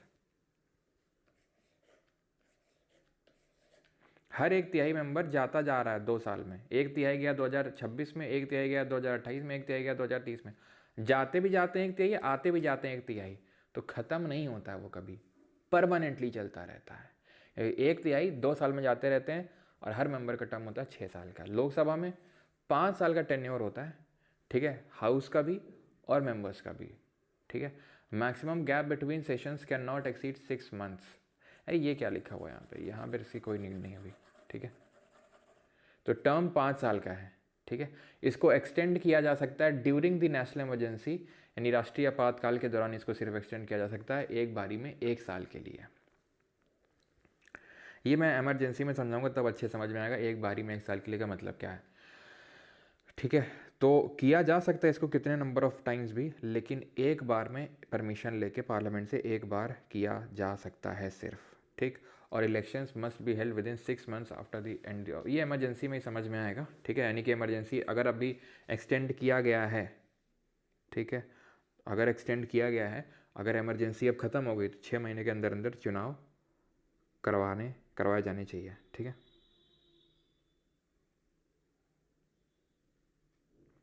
क्लियर यहाँ तक, कोई डाउट, ठीक है। और ऐसा नहीं एक्सटेंड किया नहीं गया, किया भी गया है, ठीक है। मतलब 2 साल के लिए एक्सटेंड किया गया 1975 से 77, ठीक है। 1971 में चुनाव हुए थे तो उस हिसाब से 75 में डिज़ोल्व हो जानी चाहिए थी, लेकिन 1900 ना तो 75 में हुई ना 76 में हुई, 77 में जाके हुई थी और फिर हुए तो चुनाव, और तब जाके आई थी जनता गवर्नमेंट, ठीक है। तो 1975 से 77 तक इमरजेंसी लगी थी, तो 2 साल के लिए एक्सटेंड किया गया था इसको, ठीक है। एक बारी में 1 साल किया जा सकता है और कितने नंबर ऑफ टाइम्स भी किया जा सकता है, लेकिन एक बार आपने परमिशन ली तो 1 साल के लिए, फिर से अगर इमरजेंसी अभी लगी हुई है फिर से परमिशन लो फिर 1 साल के लिए, ठीक है। यशराज जी ज्योग्राफी की प्लेलिस्ट इसलिए उड़ा दी बिकॉज वो ये बैच की वीडियोज़ हैं, प्राइवेट हो जाती हैं, फिर परमार अकेडमी जो एप्लीकेशन है वहाँ पे जाती हैं, ठीक है। सर ये टर्म 5 साल का मतलब, 5 साल का मतलब ये है कि मैक्सिमम 5 साल के लिए ये रह सकते हैं ऑफिस में, मैक्सिमम 5 साल। यानी कि अभी जैसे 2024 में बीजेपी ने गवर्नमेंट बनाई, चुनाव हुए तो 2024 में, अब मैक्सिमम 2029 में, 2029 तक रहेंगे, 2029 में फिर चुनाव होंगे। वो बात अलग है कि उस टाइम पे आपातकाल लगा हो और उसके टेन्योर को एक्सटेंड कर दिया जाए, पहला। दूसरा, ये मैं मैक्सिमम पीरियड की बात कर रहा हूँ, मिनिमम तो हो सकता है कल सरकार गिर जाए, हाँ हो सकता है सरकार दिसंबर में, अभी विंटर सेशन आएगा, हो सकता है गिर जाए, गिरने को वैसे गिरेगी नहीं क्योंकि सब वैसे अगेन बीजेपी के पास खुद का पूरा सपोर्ट नहीं है, सपोर्ट ले रखा है उसने सरकार बनाने के लिए। अगर उन्होंने मान लो सपोर्ट विदड्रॉ कर लिया और अविश्वास प्रस्ताव मान लो पारित हो गया गवर्नमेंट के खिलाफ, जो भी हम देखेंगे नो कॉन्फिडेंस मोशन, गॉन, खत्म, ठीक है। या तो अगर प्रेसिडेंट बोलेगा, किसी के है हिम्मत जो यहाँ पर वो फ्लोर में वो प्रूव कर दे, नहीं, अगर हिम्मत है कि मेजॉरिटी प्रूव कर सकता है तो फिर से चुनाव होंगे, समझ रहे हैं आप। तो मिनिमम का तो कोई सीमा नहीं है, 2 साल 3 साल, ठीक है, 10 दिन 20 दिन, मैक्सिमम 5 साल, बस 5 साल के बियॉन्ड नहीं, और वो सिर्फ एक ही केस में बियॉन्ड जा सकता है, दैट इज नेशनल इमरजेंसी, खत्म। 84 talks about the qualification for membership of the parliament, यानी कि संसद की सदस्यता के लिए योग्यता क्या होनी चाहिए। तो एक तो भारत के नागरिक होने चाहिए, और मिनिमम एज अगर लोकसभा का चुनाव लड़ना है तो 25 साल, और अगर राज्यसभा का चुनाव लड़ना है तो 30 साल। And other qualifications as prescribed by the parliament. Other qualifications कहाँ लिखी गई हैं, तो जैसे आपका ये रिप्रेजेंटेशन, ठीक है, ऑफ पीपल्स एक्ट है 1951 का, 1951 का, उसमें लिखी हुई हैं अदर क्वालिफिकेशंस, ऑलराइट। तो अदर क्वालिफिकेशंस कहाँ लिखी हुई हैं, यहाँ पे लिखी हुई हैं जो RPA ऑफ 1951 है उसमें, कि और क्या क्या क्वालिफिकेशन होनी चाहिए। जैसे फॉर एग्जांपल पहले होता था कि अगर आपको राज्यसभा का चुनाव लड़ना है तो वहीं से आपको इलेक्टर भी होना होता था उसी कॉन्स्टिट्यूएंसी से, लेकिन उसको हटा दिया गया। Requirement for a candidate contesting election to Rajya Sabha from a particular state should be an elector in that particular state was dispensed with in 2003। जैसे कि मनमोहन सिंह असम कॉन्स्टिट्यूएंसी से चुन के भेजे गए थे राज्यसभा में, ठीक है, बिकॉज वो कल देखा था लोकसभा के मेंबर तो थे नहीं, लेकिन वो थे कहाँ से, पंजाब से, पंजाब का उनका इलेक्टोरल वो वोटर कार्ड बना था, लेकिन वो थे कहाँ से, रिप्रेजेंट कहाँ से कर रहे थे, असम से। पहले 2003 से पहले हुआ करता था कि जिस भी सीट को आप रिप्रेजेंट कर रहे हो, जहाँ से आ रहे हो, जिस स्टेट से, वहाँ के इलेक्टर होना चाहिए, लेकिन इस चीज़ को ख़त्म कर दिया गया था 2003 में। जो भी चीज़ सांसदों और विधायकों के एकदम प्रगति में बाधा बनेगी उसको तुरंत ख़त्म कर दिया जाएगा। क्यों? क्योंकि उन्हीं के हाथ में ख़त्म करना, तो ठीक है, तो हर चीज़ वो ख़त्म कर देंगे जो उनके आड़े आएगी। 85 दिस टॉक्स अबाउट, ठीक है, this talks about sessions of parliament, promotion, dissolution on the advice of the council of minister. मंत्री परिषद की सलाह पर संसद के सत्रावसान और विघटन की बात करता है। ठीक है, पहले तो तुम समझ लो सेशन होता क्या है। 3 सेशन होते हैं पार्लियामेंट के मैक्सिमम। बजट सत्र होता है, मानसून सत्र होता है और शीतकालीन सत्र होता है। ठीक है, बजट सत्र फरवरी में शुरू होता है, अप्रैल तक चलता है। मानसून जुलाई में शुरू होता है, अगस्त तक चलता है लगभग। और विंटर सबसे शॉर्टेस्ट होता है दिसंबर में। जैसे अभी इस बार वाला जो शीतकालीन सत्र है वो हफ्ते भर बाद 1 तारीख से शुरू होगा, 1 दिसंबर से शुरू होगा और 19 दिसंबर तक चलेगा। बहुत शॉर्ट होता है। सबसे लंबा होता है बजट सत्र। ठीक है, क्लियर है यहाँ तक? ठीक है, देखो टाइम पता नहीं चलता, अभी ऐसा लगता अभी तो बजट है ना आया था, देन अभी बजट आया था, अभी देखो फिर से फरवरी आएगी, फिर से बजट आएगा। खैर, तो ये चीज़ आपको क्लियर हो गई। तो इसको समन करना यानी बुलाना, जैसे 1 दिसंबर को इस बार का शीतकालीन सत्र आएगा, तो इसको बुलाएगा कौन? प्रेसिडेंट। कौन बुलाएगा? प्रेसिडेंट करेगा। क्या करेगा? समन करेगा। समन मतलब बुलाना। ठीक है, समन करना मतलब बुलाना। समन कौन करेगा? प्रेसिडेंट। सेशन को प्रोरोग कौन करेगा? प्रोरोग का मतलब है सत्रावसान करना, कि भैया चलो खत्म हो गया सेशन, निकलो अपने अपने घर। प्रेसिडेंट। डिसॉल्व कौन करेगा?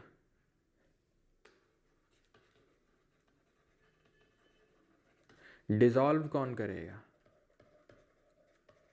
प्रेसिडेंट। डिसॉल्व क्या होता है सर? समन तो बुलाना होता है, प्रोरोग तो मतलब सत्र खत्म करना होता है। डिसॉल्व क्या होता है? डिसॉल्व का मतलब सत्र खत्म नहीं करना, डिसॉल्व का मतलब है हाउस खत्म कर देना। हाउस एंड्स, फिर से चुनाव होंगे। अब क्योंकि राज्यसभा तो कभी खत्म हो ही नहीं सकता है कि पूरा उड़ जाए, वो फिर से चुनाव होंगे, क्योंकि वो चलता रहता है चलता रहता है चलता रहता है, तो उसमें वो हाउस डिसॉल्व हो ही नहीं सकता है। Only Lok Sabha can dissolve, only Lok Sabha can dissolve. Dissolve मतलब घोल दिया पानी में। कैसे?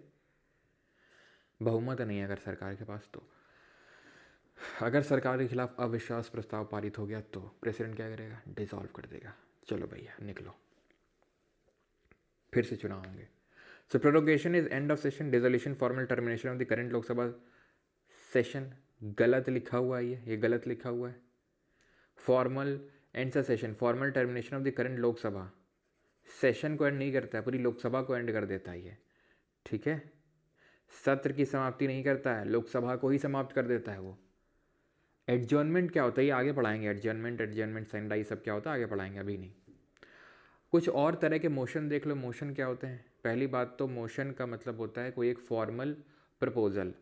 जैसे कि अगर कुछ करना है किसी को, कुछ भी करना है किसी को, तो उसके लिए मोशन लाना पड़ता है। मैं मतलब अगर हाउस में, सदन के अंदर किसी मेंबर को कुछ करना है कि भाई इस पर डिस्कशन हो, इस पर वोटिंग हो, इस पर एक्शन लिया जाए, तो उसके लिए मोशन लाना पड़ता है। ऐसे नहीं कि खड़े होकर चलो भैया शुरू हो जाओ, ऐसा नहीं होता। तो उसके लिए फॉर्मल पूरा प्रोसीजर होता है, तो मोशन लाना पड़ता है। अलग अलग तरीके के मोशन होते हैं, जैसे closure motion, call attention motion, point of order, ये सब होते हैं। ठीक है, closure motion, a motion moved by a member to cut short the debate on a matter before the house. किसी सदस्य द्वारा सदन में चल रही बहस को संक्षिप्त करने हेतु लाया गया प्रस्ताव। यानी कि भैया अब इसमें इतना लंबा डिबेट करने की ज़रूरत नहीं है, इसको कट शॉर्ट कर दो, इसको तुरंत ख़त्म करो डिबेट को। अलग अलग तरीके का होता है, जैसे कि क्लोजर बाय कंपार्टमेंट्स, यानी कंपार्टमेंट में डिवाइड कर लिया और फिर डिस्कशन करके वोट करके चढ़ा दिया उसके। ठीक है, सिंपल क्लोजर का मतलब ये होता है जितना डिस्कस हो गया सो हो गया। ठीक है, जितना डिस्कस हो गया सो हो गया, नहीं हुआ हो गया, सबको मिलाओ वोटिंग पे चढ़ा दो। कंपार्टमेंट का मतलब होता है कंपार्टमेंट में डिवाइड करके देन वोटिंग पे चढ़ाया। ठीक है, कंगारू क्लोजर का मतलब होता है जहाँ पर आप इंपॉर्टेंट क्लोजेस को वोट करते हो। जो इंपॉर्टेंट क्लोज हैं उस पर डिस्कशन होगा, डिस्कशन की बात करें उस पर ही डिस्कशन होगा और बाकी सबको वोटिंग में चढ़ा दिया जाएगा। ठीक है, क्लियर है यहाँ तक? देन आते हैं कॉल अटेंशन मोशन पे। It is introduced by parliament by a member to call the attention of a minister on a matter of public importance. कोई एक बहुत इंपॉर्टेंट मैटर हो गया पब्लिक इंपॉर्टेंस का, मान लो वो किसी एक पर्टिकुलर, मान लो किसी का कोई बहुत इंपॉर्टेंट, मान लो कि हेल्थ क्राइसिस चल रहा है अभी, है ना, दिल्ली में, तो इसमें जो हमारे मिनिस्टर ऑफ एनवायरनमेंट हैं, कौन है अभी बताओ, जेपी नड्डा, ठीक है, तो उनको उनका जो अटेंशन है उसको कॉल किया जा सकता है कि भाई आप क्या कर रहे हो यहाँ पे, हेल्थ लोगों की ख़राब हो रही है, आप कर क्या रहे हो, तो उनका जो अटेंशन है उसको कॉल करने के लिए ये काम किया जा सकता है, ठीक है, क्लियर है। Point of order, it is raised when the proceedings of the house do not follow the normal procedure of the house. जब किसी सदस्य को, हाउस के मेंबर को ये लगे कि प्रोसीडिंग सही से नहीं चल रही हैं सदन की, तो वो पॉइंट ऑफ ऑर्डर को रेज कर सकते हैं, इस पर कोई डिबेट अलाउड नहीं होती है, ठीक। सर गिलोटिन, गिलोटिन होता है आपका जहाँ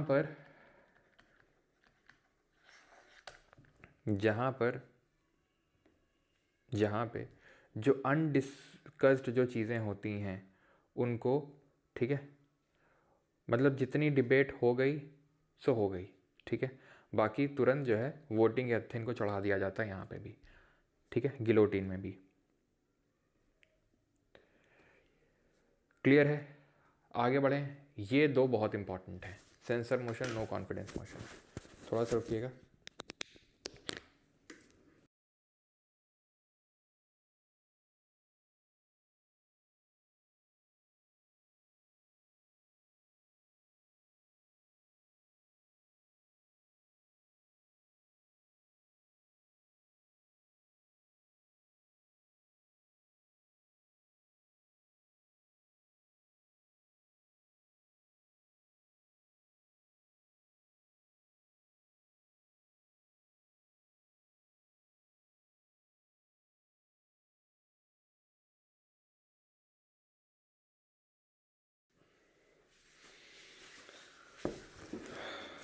चलिए तो डिस्कस करते हैं अभी सेंसर मोशन और no confidence motion. Censure motion, no confidence motion में क्या अंतर होता है, रीज़न, यहाँ पे रीज़न बताने की ज़रूरत होती है कि क्यों लाया जा रहा है। देखो censure motion, no confidence motion ये मिनिस्टर से खिलाफ लाया जाता है, ठीक है, मिनिस्टर से खिलाफ लाया जाता है, सरकार के खिलाफ लाया जाता है। अगर सेंसर मोशन पास हो गया तो इसमें रिज़ाइन करने की ज़रूरत नहीं होती सरकार को कि उसको करना ही करना है, ठीक है, लेकिन यहाँ पे रेजिग्नेशन मैंडेटरी हो जाता है नो कॉन्फिडेंस मोशन में, सरकार को रिज़ाइन करना ही करना है। पाकिस्तान में इमरान खान की जब सरकार गिरी थी तो वहाँ उसके खिलाफ अविश्वास प्रस्ताव आया था। नो कॉन्फिडेंस मोशन होता क्या है, सरकार को बहुमत के लिए चाहिए लोकसभा में 276 सीटें, बार बार कल से बता रही हैं चीज़ें, ठीक है, ये मोशन में वोटिंग हुई, ठीक है, सरकार के पक्ष में अगर इतने वोट नहीं पड़े तो मतलब सरकार के पास बहुमत नहीं है, ठीक है। नो कॉन्फिडेंस मोशन अगर पास हो गया, यानी अगर 276 से ज़्यादा वोट पड़ गए, 276 से ज़्यादा वोट पड़ गए का मतलब नो कॉन्फिडेंस मोशन पास हो गया, सरकार गिर जाएगी। यानी सरकार को कोशिश ये करना है कि नो कॉन्फिडेंस मोशन के अगेंस्ट में वोट डालेगी, वो अगेंस्ट में, ना में डालेगी कि नहीं कॉन्फिडेंस है, लेकिन अगर इससे ज़्यादा वोट पड़ गए इसका मतलब है सरकार के पास बहुमत नहीं है, यानी कि इसको हाउस का सपोर्ट नहीं है। 75 clause 3 council of ministers are created responsible to Lok Sabha था, तो वही है। It is pass to test the majority support of of council of minister in Lok Sabha, okay. इसको लाने के लिए ऐसा नहीं कि जब जिसका मन आया राहुल गांधी का किसी का ऑपोजिशन का तो ले आया no confidence motion, at least 50 members होने चाहिए, 50 मेंबर्स का सपोर्ट चाहिए तभी लाया जा सकता है। रीज़न नहीं बताना है आपको, लेकिन 50 मेंबर का सपोर्ट चाहिए। यहाँ पे रीज़न बताने की ज़रूरत है क्योंकि यहाँ पर 50 मेंबर ऐसा कुछ नहीं है, ठीक है। इसको एक सिंगल मिनिस्टर के खिलाफ या एंटायर काउंसिल ऑफ मिनिस्टर के खिलाफ लाया जा सकता है, इसको सिर्फ एंटायर के खिलाफ ही लाया जा सकता है, एक सिंगल के खिलाफ नहीं लाया जा सकता है, क्योंकि अगर ये पास हुआ तो सरकार गिरती है फिर, ठीक। It is to target some specific policies या एक्शन, तो गवर्नमेंट की कुछ पॉलिसी एक्शन को टारगेट करने के लिए लाया जाता है। यहाँ पर मेजॉरिटी को टेस्ट करने के लिए लाया जाता है कि सरकार के पास बहुमत है या नहीं है। आई होप ये आपको समझ में आया होगा। डाउट किसी का यहाँ तक सर? सिंपल में यार, सिंपल में ये हो, सिंपल गिलोटिन में अंतर है कि सिंपल में वोट में चढ़ा दिया कि भाई अब इनफ हो गया डिस्कस, चढ़ा वोट में। इसमें क्या है, इसमें क्या है कि भले डिस्कशन ना नहीं भी हुआ है काफ़ी सारी चीज़ों पे, कोई बात नहीं, जिस पे हो गया है और जिस पे नहीं हुआ है सबको मिलाओ और चढ़ा दो वोट पे। कंगारू में क्या इंपॉर्टेंट वालों को डिस्कस कर दो और फिर चढ़ा दो वोट पे, ठीक, ओके। अब आते हैं टाइप ऑफ क्वेश्चंस पे। हैं टाइप ऑफ क्वेश्चन मतलब देखो,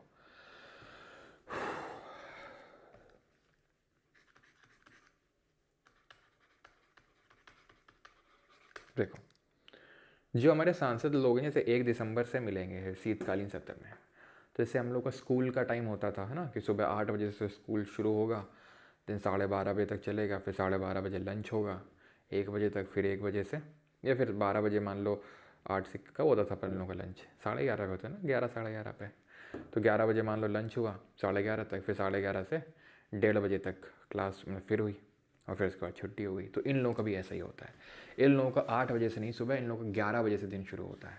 11 बजे से 11 से 12 पहला घंटा होता है क्वेश्चन हमारे प्रश्नकाल, जहाँ पे क्वेश्चन पूछे जाते हैं। यूजुअली मिनिस्टर से क्वेश्चन पूछा जाता है, यूजुअली मिनिस्टर से क्वेश्चन पूछा जाता है, ठीक है। क्वेश्चन क्या क्या हो सकते हैं, तो क्वेश्चन 3 तरीके के हो सकते हैं, स्टार्ड, अनस्टार्ड और शॉर्ट नोटिस।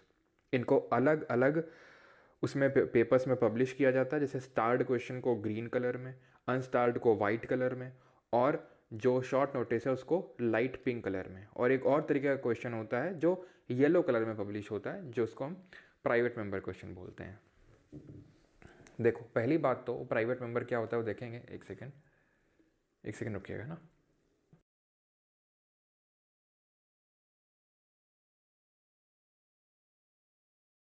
ऑलराइट, तो स्टार्ट क्वेश्चन वो होते हैं जहाँ पे ओरल आंसर रिक्वायर्ड होता है, ये मौखिक उत्तर देना है मिनिस्टर को। अगर सवाल पूछा गया तो मौखिक तरीके से उत्तर देना है, ठीक है, ओरली आंसर देना है। अब क्योंकि ओरली आंसर देना है तो यहाँ पर सप्लीमेंट्री क्वेश्चंस फॉलो कर सकते हैं, supplementaries could follow. Supplementaries could follow का मतलब ये है कि काउंटर क्वेश्चनिंग हो सकती है। इट इज़ लाइक कि भाई मैंने आपसे पूछा कि भाई तुम्हारा नाम क्या है, तुमने बोला मेरा नाम अमन है, फिर मैंने पूछा कहाँ रहते हो, मतलब सप्लीमेंट्रीज फॉलो कर सकते हैं। अनस्टार्ड में क्या होता है, इसमें सप्लीमेंट्रीज फॉलो नहीं कर सकते हैं क्योंकि यहाँ पर रिटन आंसर की रिक्वायरमेंट होती है। शॉर्ट नोटिस ये वो क्वेश्चन होते हैं जो पूछे जा सकते हैं एटलीस्ट 10 दिन का पहले नोटिस दे के। बिना 10 दिन का पहले नोटिस दिए ये वाले सवाल पूछे नहीं जा सकते हैं। और एक चौथे सवाल होते हैं क्वेश्चन आज टू प्राइवेट मेंबर। ये प्राइवेट मेंबर क्या होता है, वो मेंबर, ध्यान से सुनना, जो मिनिस्टर नहीं होता है, which is not, who is not a minister, who is not a minister is called as a private member.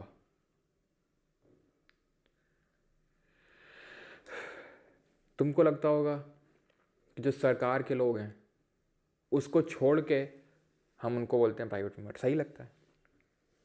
लेकिन सरकार का मतलब ये नहीं, जैसे तुमको, जैसे अगर मैं बोलूँ, जैसे फॉर एग्जांपल, ठीक है, फॉर एग्जांपल मैं आपसे पूछूं कि विधानसभा में अनंत सिंह जो हैं, ठीक है, वही बिगड़ी ला वाले, लैंड क्लूजर वाले तो ये अनंत सिंह चुनाव जीते हैं, आपको पता है, मोकामा सीट से, बिहार की। क्या हम इनको सर ये आप तो लोकसभा राज्य से पढ़ा रहे हैं, इसे बिहार में, अरे भैया मेरे, ऐसे ही वहाँ भी होता है विधानसभा में भी, ठीक है, ये पढ़ा तो वहीं कर रहे हैं, लेकिन ऐसे सेम चीज़ें वहाँ भी होती हैं। तो वहाँ ये समझना कितनी डिटेल में फिर से वही सेम चीज़ें रिपीट करेंगे। तो उदाहरण बस तुमको दे रहे हैं कि नया नया उदाहरण है। इज़ ही या प्राइवेट मेंबर और नॉट, ये चुनाव जीत गए हैं, बताओ।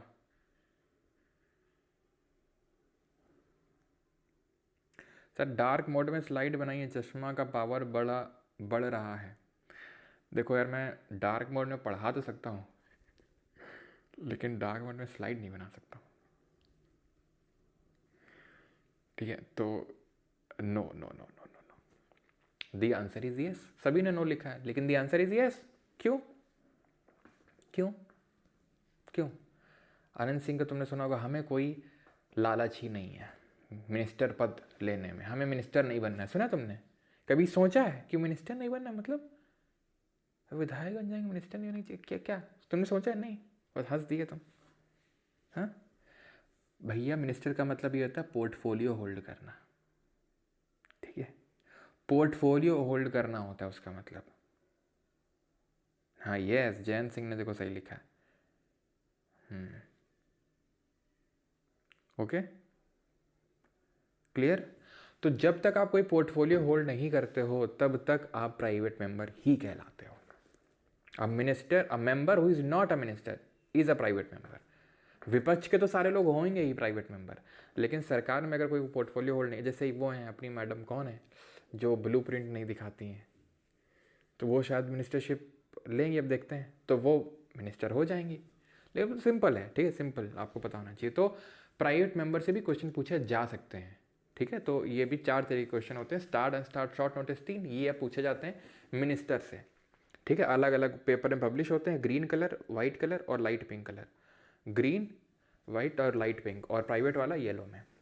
इनमें स्टार्ट इसलिए बोलते हैं बिकॉज स्टार मार्क ऐसा एस्टिक साइन लगा होता है इन क्वेश्चनों में, इसलिए। ओके, चलो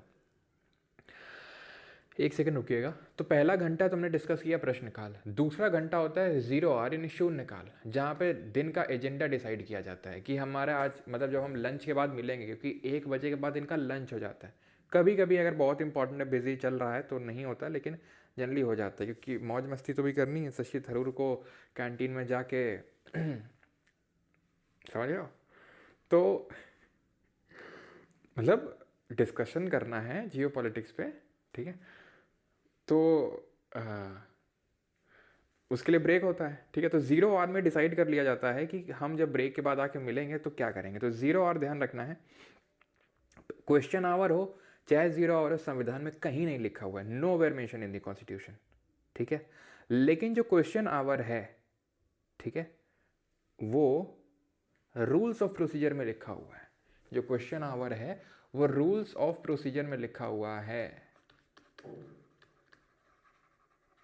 ये ना तो संविधान में लिखा हुआ है, ना रूल्स ऑफ प्रोसीजर में लिखा हुआ है, कहीं भी नहीं लिखा हुआ 0 आवर, ठीक है। तो जब लंच के बाद मिलेंगे तब क्या करेंगे वो डिसाइड होता है। और फिर जब 1 से 2 लंच होता है, 1 से 2 लंच होता है, ठीक है। और फिर 2 से लेके 6 बजे तक चलता है। कई बार रात के 10 बजे तक भी चलती हैं, कई बार नहीं, कभी कभी जब ज़रूरत होती है, ठीक है। हाँ, बात करेंगे बिल्कुल प्रियंका जी से, हाँ।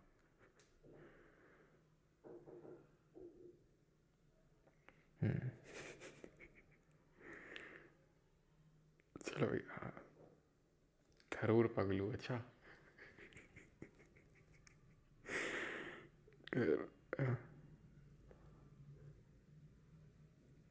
घर से टिफिन लेके आ जाते हैं क्या? हाँ बेटा, टिफिन वो जो नहीं होता स्टील वाला, इधर से खट खट अचार रख के भी ले जाते हैं, वहीं खोल के खाते हैं। Article number 86, rights of president to address and send the messages. Okay, president can address either house और both house jointly. President can send messages regarding the pending bills और अदर मैटर्स। यानी कि जो राष्ट्रपति है वो हाउसेस को कुछ अगर मैसेज भिजवाना चाहता है तो भिजवा सकता है, बस ये लिखा हुआ है, सिंपल। यानी कि वो हाउसेस को संबोधित भी कर सकता है, सिंपल। 87 में लिखा हुआ है स्पेशल एड्रेस, विशेष भाषण, विशेष संबोधन। 2 सिनारियो में प्रेसिडेंट विशेष संबोधन करता है। At the first session after each general election. General election क्या होते हैं? जो लोकसभा के चुनाव होते हैं उनको जनरल इलेक्शन बोलते हैं। जैसे जो 2024 में हुए, फिर 2014 में हुए थे, 2019 में हुए थे, ये जनरल इलेक्शन कहलाते हैं। तो इसके बाद जो पहला सत्र मिलता है उसको, और first session of each year, हर जो वित्तीय वर्ष है जो 1 अप्रैल को शुरू होता है, हाँ, 1 अप्रैल से 31 मार्च तक चलता है, उस हर फिजिकल ईयर का जो पहला सेशन होता है उसको भी संबोधित करते हैं राष्ट्रपति। क्यों करते हैं, उसमें क्या करते हैं? तो संबोधित करते हुए दोनों हाउसेस जॉइंटली बैठते हैं, लोकसभा राज्यसभा, और प्रेसिडेंट है वो ये बताते हैं कि गवर्नमेंट ने पिछले साल क्या क्या किया और आगे गवर्नमेंट क्या क्या करेगी। भले बोल राष्ट्रपति रहा होता है लेकिन शब्द सरकार के होते हैं, ठीक है। यानी कि बोल भले द्रौपदी मुर्मू रही हैं, संबोधित कर रही हैं, लेकिन उनको लिख के दिया जाता है बाई मिनिस्टर, ठीक है, गवर्नमेंट के द्वारा, कि ये आपको बोलना है। यानी कि गवर्नमेंट ने क्या क्या किया है और क्या क्या करेगी। और अगर ये पास ना हो पाए, इसको मोशन ऑफ थैंक्स बोला जाता है, ठीक है। इसको क्या बोला जाता है? इसको मोशन ऑफ थैंक्स बोला जाता है। और अगर ये पास ना हो पाया, दिस मीन्स कि गवर्नमेंट के पास लगता है मेजॉरिटी नहीं है, तो हाई चांसेस है कि गवर्नमेंट के खिलाफ नो कॉन्फिडेंस मोशन फिर आ जाएगा। इसको पास करवाना होता है, नो कॉन्फिडेंस मोशन को पास नहीं करवाना होता है गवर्नमेंट को, अगर बचानी है तो इसको करवाना होता है। इसको मोशन ऑफ थैंक्स बोलते हैं। स्पेशल एड्रेस है, संबोधन कब करता है? चुनाव के बाद जो पहला सेशन होगा और हर वित्तीय वर्ष के बाद, हर वित्तीय वर्ष का जो पहला सत्र होगा उसमें। Article number 88, rights of ministers and attorney general, मंत्रियों और महान न्यायवादियों के अधिकार लिखे हुए हैं इसमें आर्टिकल 88 में। क्या अधिकार है? Right to speak in either house of the parliament but can vote only in that house of which they are a member. किसी भी सदन में बोलने का अधिकार है, लेकिन केवल उसी सदन में मतदान कर सकते हैं जिसके वे सदस्य हैं। जैसे एस जयशंकर राज्यसभा के सदस्य हैं, तो एस जयशंकर लोकसभा में भी जाके बैठ सकते हैं, बोल सकते हैं, राज्यसभा में बोल सकते हैं, बैठ सकते हैं, लेकिन वोट सिर्फ राज्यसभा में कर सकते हैं। मोदी जी हो गए, जाके बोल सकते हैं राज्यसभा में भी, लोकसभा में भी बैठ सकते हैं, लेकिन वोट कहाँ कर सकते हैं? सिर्फ लोकसभा में। राहुल गांधी जाके बोल सकते हैं राज्यसभा में, लेकिन वोट कहाँ कर सकते हैं? लोकसभा में, क्योंकि वहीं के मेंबर हैं। ठीक है, तो वोट आप उसी हाउस में कर सकते हो जिसके मेंबर हो, बस। ठीक, तो यही कारण है कि क्यों, जब मैंने तुम्हें कल कुछ बताया था कि जनरली लोकसभा के मेंबर क्यों होते हैं प्राइम मिनिस्टर, तो वो तो होता ही है कि ठीक है लोगों के द्वारा इलेक्ट होकर आया है तो उसको बनाना ठीक रहता है। लेकिन जैसे मान लो मनमोहन सिंह है, उनके खिलाफ अगर अविश्वास प्रस्ताव आया होगा तो वो अपने अविश्वास प्रस्ताव के खिलाफ वोट कर ही नहीं पाए होंगे। क्यों? क्योंकि अविश्वास प्रस्ताव तो सिर्फ लोकसभा में आ सकता है। No confidence motion can be brought only in the house of Lok Sabha. And because Manmohan Singh was the member of the Rajya Sabha, क्योंकि वो राज्यसभा के सदस्य थे और वोट तो सिर्फ राज्यसभा में कर सकते, लोकसभा में तो कर ही नहीं सकते, इसलिए अपने वो नो कॉन्फिडेंस मोशन के खिलाफ पास वोट कर ही नहीं सकते हैं।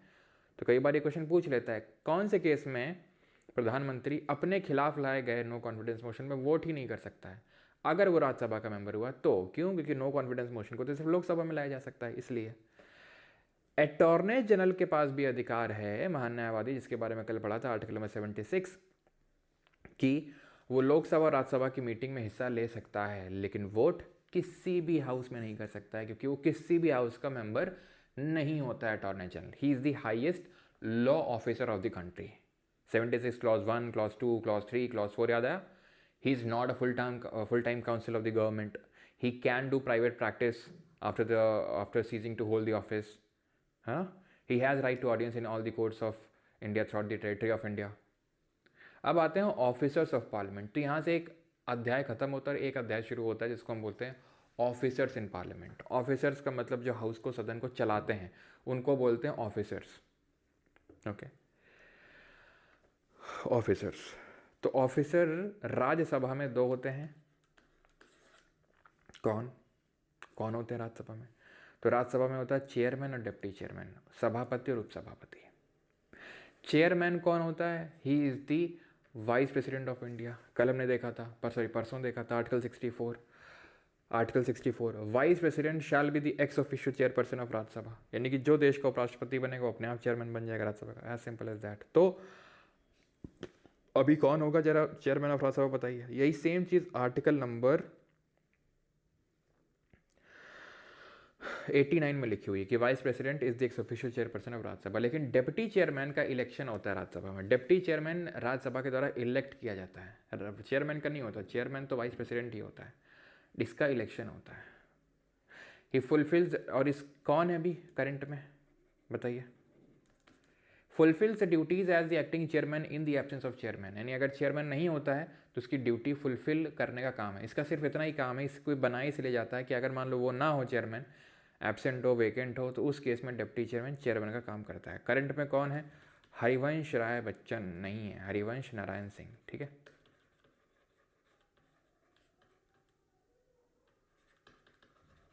ओके।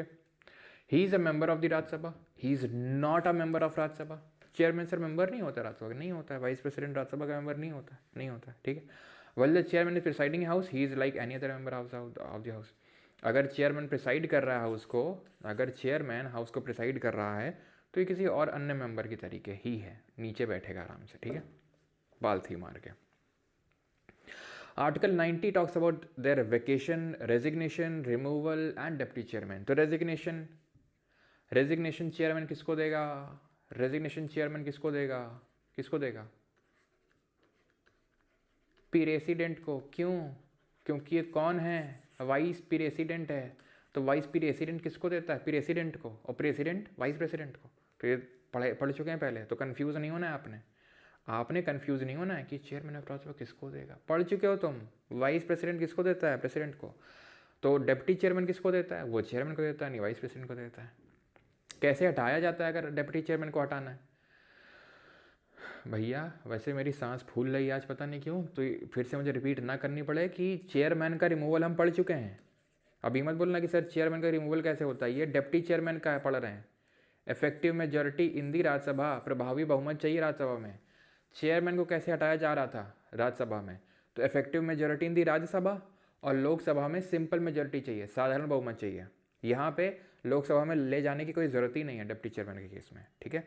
इफेक्टिव मेजॉरिटी मैंने बताया था, majority of the total membership of the house minus vacancies, जितनी वैकेंसीज है उसको हटा देना और डिवाइड बाई 2 + 1, उसको बोलते हैं इफेक्टिव मेजॉरिटीज़।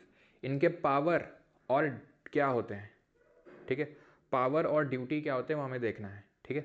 उपसभापति की शक्तियाँ और कर्तव्य। अभी क्या यति जो है आ चुकी है, आज के हमने गेट बंद कर लिया, ठीक है। कल वाली क्लास में इसने काफ़ी डिस्टर्ब किया, तो अभी जो है गेट में लगी हुई है खट खट खट। खैर, तो बढ़ते हैं, अभी पावर्स और ड्यूटीज़ देखते हैं। Black slides not white, okay. Black में थोड़ा सा होता ही है कि उसमें कलर ऑप्शंस कम होते हैं, इसलिए बस वो होता है ना।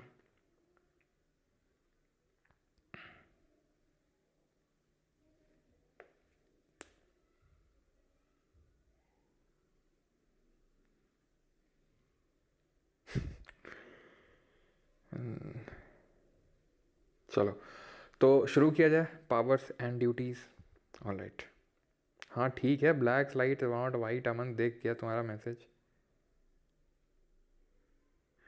सर पार्ट 5 के 5 चैप्टर्स हैं, ये कॉन्स्टिट्यूशन में डिफाइन है क्या? बिल्कुल कॉन्स्टिट्यूशन में लिखे हुए हैं, ओके। तो पावर डिप्टी, बात करते हैं पावर्स क्या होती हैं।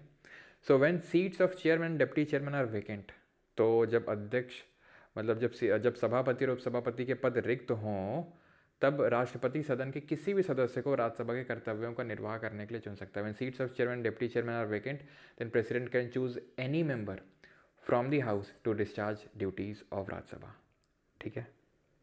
But when they both are absent, then one member of the panel of vice chairperson appointed by the chairman presides,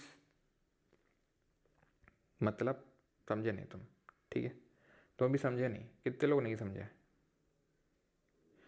कितने लोग नहीं समझे अभी तक? देखो आ गई दूसरे दरवाजे से।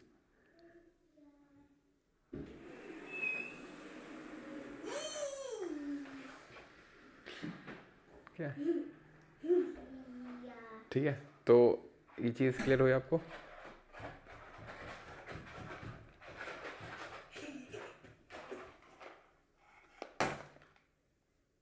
शांत रहना, हाँ।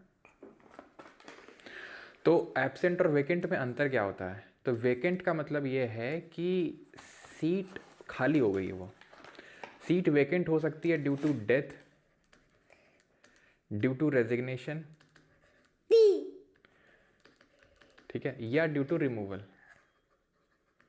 ठीक है। ड्यू टू डेथ, रेजिग्नेशन या रिमूवल, तो सीट वेकेंट हो जाती है। एब्सेंट होती है जैसे कोई बीमार हो गया है, कोई कहीं गया है, किसी घर में शादी है, तो मतलब वो लौट के आएगा, वो सीट वेकेंट नहीं हुई है।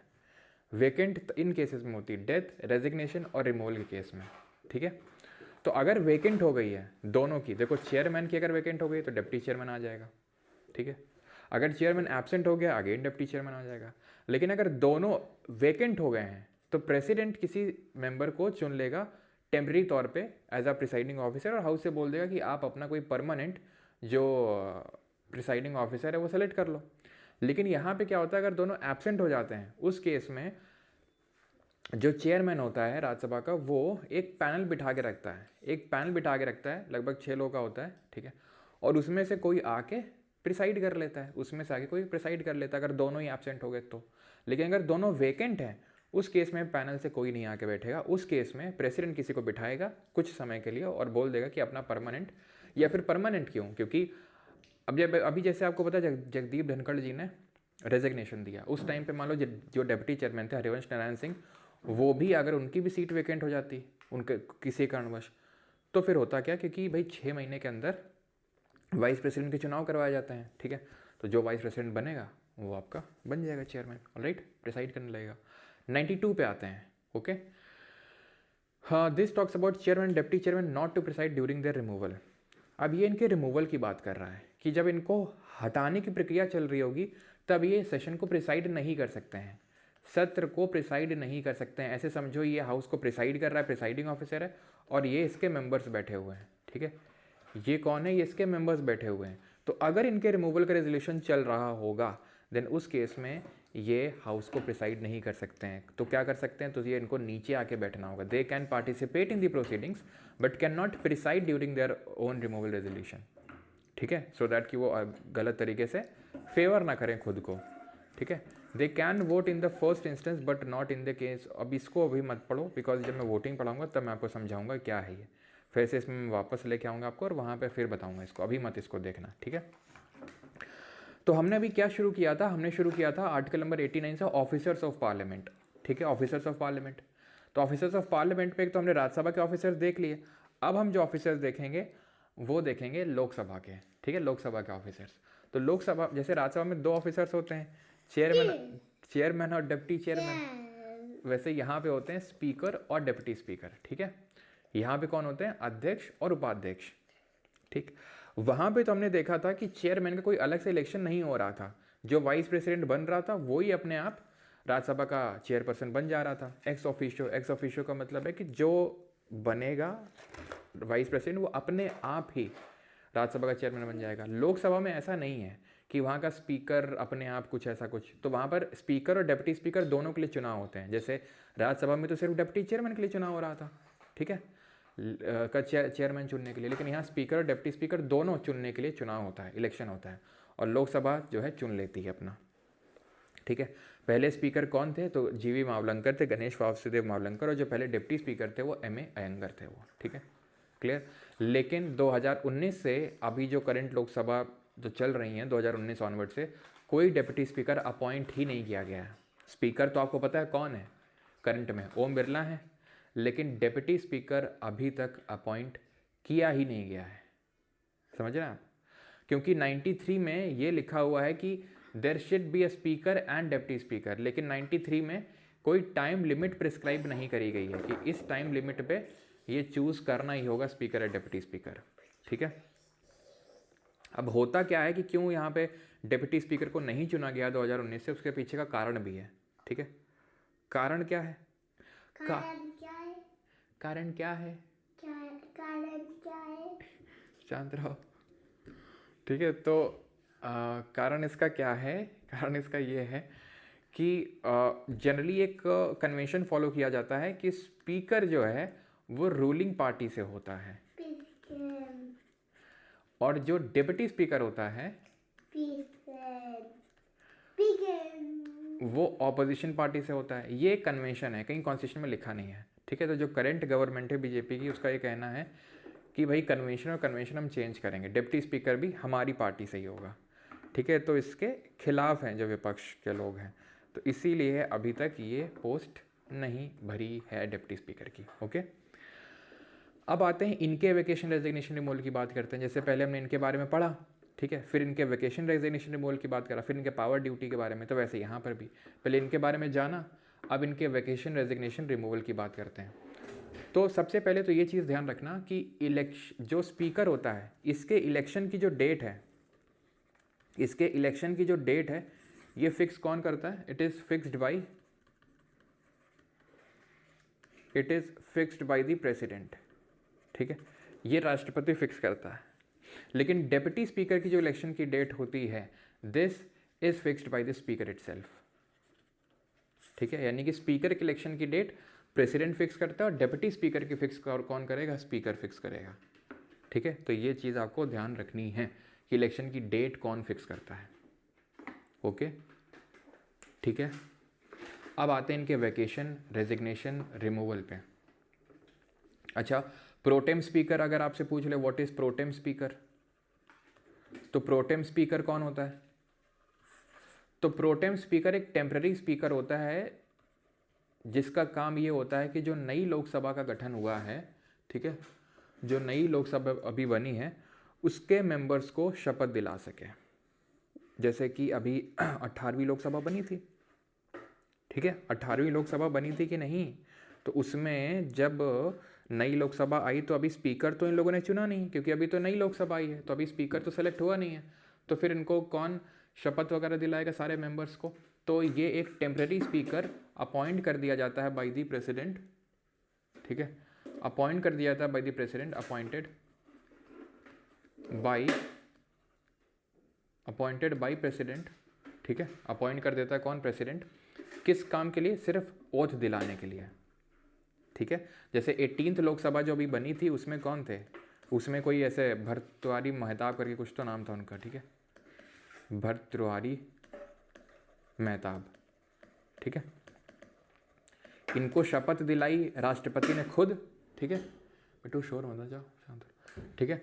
तो इनको शपथ किसने दिलाई? प्रेसिडेंट ने खुद इनको शपथ दिलाई और इन्होंने बाकी मेंबर्स को शपथ दिला दी। और जैसे ही शपथ वाला कार्यक्रम हो गया, यूजुअली जो सीनियर मोस्ट मेंबर होता है उसको चुन लिया जाता है प्रोटेम स्पीकर। अब यहाँ पर भी कंट्रोवर्सी हुई है ना कि भाई सीनियर मोस्ट मेंबर कांग्रेस के थे तो उन्होंने बोला कि हमारा क्यों नहीं चुना गया, ठीक है, बीजेपी का, तो वो खैर कंट्रोवर्सी में हमें नहीं पढ़ना है। लेकिन इनको शपथ दिलाता है राष्ट्रपति, ये दिलाते हैं सारे मेंबर्स को और उसके बाद ये अपना हट जाते हैं जैसे ही हाउस अपना एक परमानेंट स्पीकर चुन लेती है वैसे ही, ठीक है।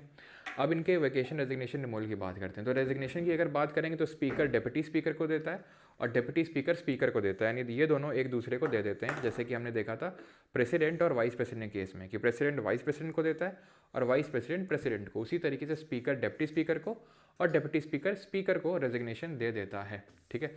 रिमूवल की अगर बात करेंगे तो रिमूवल यहाँ पे भी इफेक्टिव मेजॉरिटी से होता है, प्रभावी बहुमत से होता है। जैसे एग्जांपल के तौर पे लोकसभा में 543 सीट्स हैं, तो इस 543 सीट्स में से मान लेते हैं कि 10 वेकेंट हैं तो 533, तो इसका divide by 2 + 1, this is called as effective majority, ठीक है, क्लियर है, ठीक है। तो speaker continues till a new speaker is elected, ठीक है, जब तक कि नया स्पीकर नहीं इलेक्ट होता है तब तक स्पीकर वो कंटिन्यू करता है ऑफिस में, ठीक है, क्लियर थी चीज।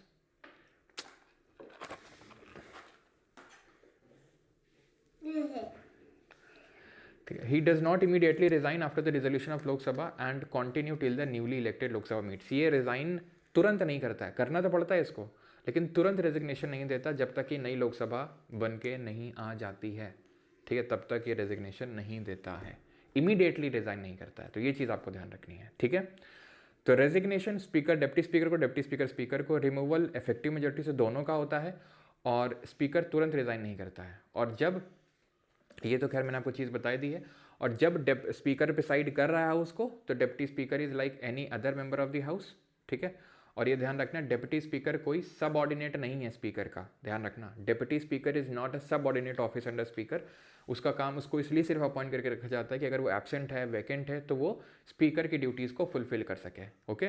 Deputy speaker presides when speaker is absent, if the seat is vacant then president can choose any member to discharge the duties. समझो ये क्या लिखा है, ये वही सेम चीज़ है जो वहाँ लिखी हुई थी।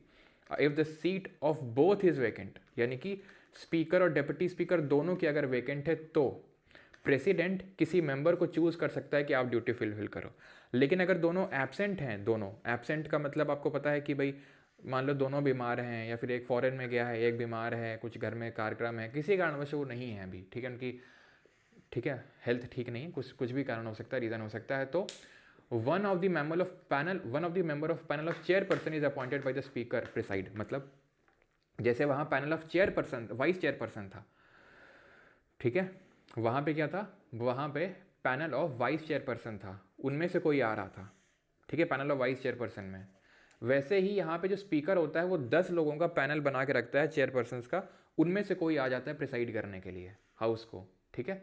अगर वेकेंट है दोनों तो प्रेसिडेंट किसी को अपॉइंट कर देगा, अगर दोनों एब्सेंट हैं तो फिर पैनल ऑफ चेयरपर्सन से कोई आ जाएगा, ऑल राइट, ठीक है। किसी को कोई डाउट यहाँ तक, किसी को कोई डाउट?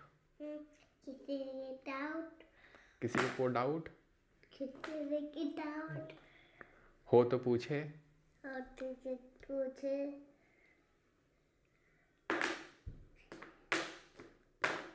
शोर मत मचाओ, शोर मत मचाओ।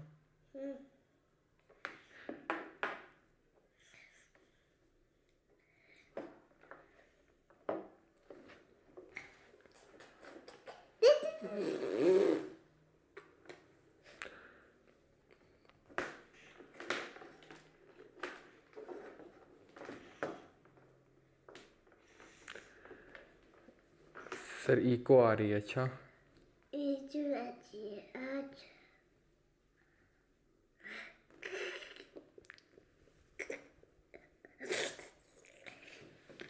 तुम मारेंगे। चलो तो नो डाउट, ओके ठीक, आगे बढ़ते हैं। अगर अगेन वही सेम चीज़ यहाँ पे आ जाएगी कि ये प्रिसाइड नहीं कर सकते हाउस को अगर इनके रिमूवल का मोशन चल रहा होगा तो। सिंपल ये कौन है जो यहाँ पे बैठते हैं। और एक चीज़ ध्यान रखना, जब स्पीकर हाउस को प्रिसाइड कर रहा हो, यानी कि जब लोकसभा का अध्यक्ष, एक सेकंड रुकना, इसको नीचे छोड़ जाते हैं, ठीक है, रुकना, नहीं डिस्टर्ब करती रहेगी, एक सेकंड बस। चलो चलो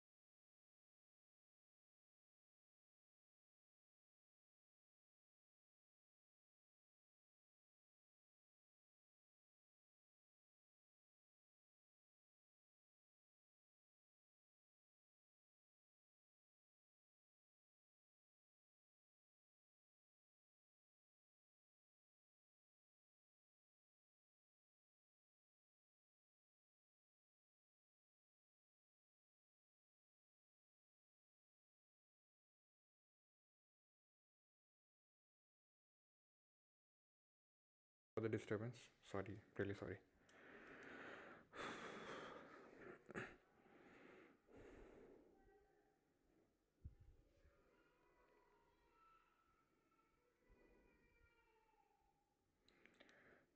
चलो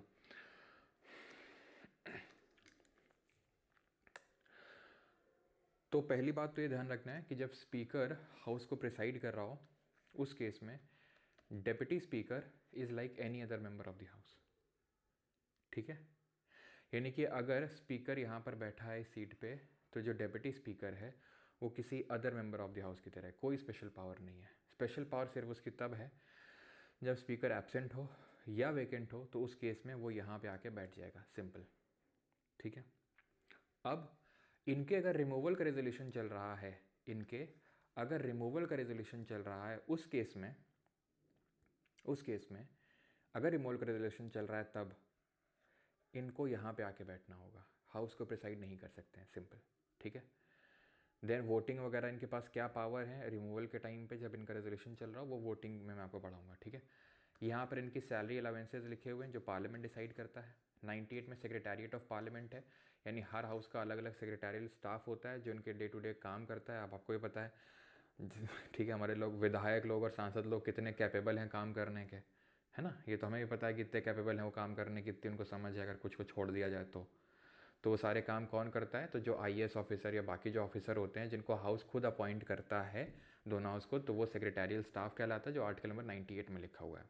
99 में इनके ओथ और अफर्मेशंस लिखे हुए हैं, शपथ लिखे हुए हैं। शपथ कौन दिलाता है, अभी हमने देखा जो न्यूली अपॉइंटेड लोकसभा होती है उसमें कौन दिलाता है, प्रोटेम स्पीकर दिलाता है। Every member of the either house must take oath before taking his seat as administered by the president और a person appointed by him. ठीक है, तो इनको कौन ओथ दिलाता है? तो जैसे या तो प्रेसिडेंट दिलाएगा या फिर किसी ने जिनको अपॉइंटेड बाय प्रेसिडेंट, जिसको प्रेसिडेंट ने अपॉइंट किया है। ओके, ठीक, क्लियर है। तो जैसे हमने देखा था लोकसभा के अगर मेंबर्स की अगर बात करेंगे तो प्रोटेम स्पीकर ओथ दिलाता है। ठीक है, क्लियर। और राज्यसभा में कौन दिलाएगा? राज्यसभा में कौन दिलाएगा? या तो प्रेसिडेंट खुद, या तो वो बोल देगा वाइस प्रेसिडेंट से, जो कि चेयरमैन है राज्यसभा का। जनरली चेयरमैन ऑफ राज्यसभा ही दिलाता है ओथ, प्रेसिडेंट नहीं दिलाता है। ठीक है, वाइस प्रेसिडेंट ही दिलाता है। ठीक है, चलो आर्टिकल 100 पे आते हैं, बस खत्म ही है। Article 100 talks about the voting in the houses. ठीक है, voting in house and quorum. ठीक है, सदनों में मतदान और गढ़ पूर्ति की बात करता है आर्टिकल नंबर 100।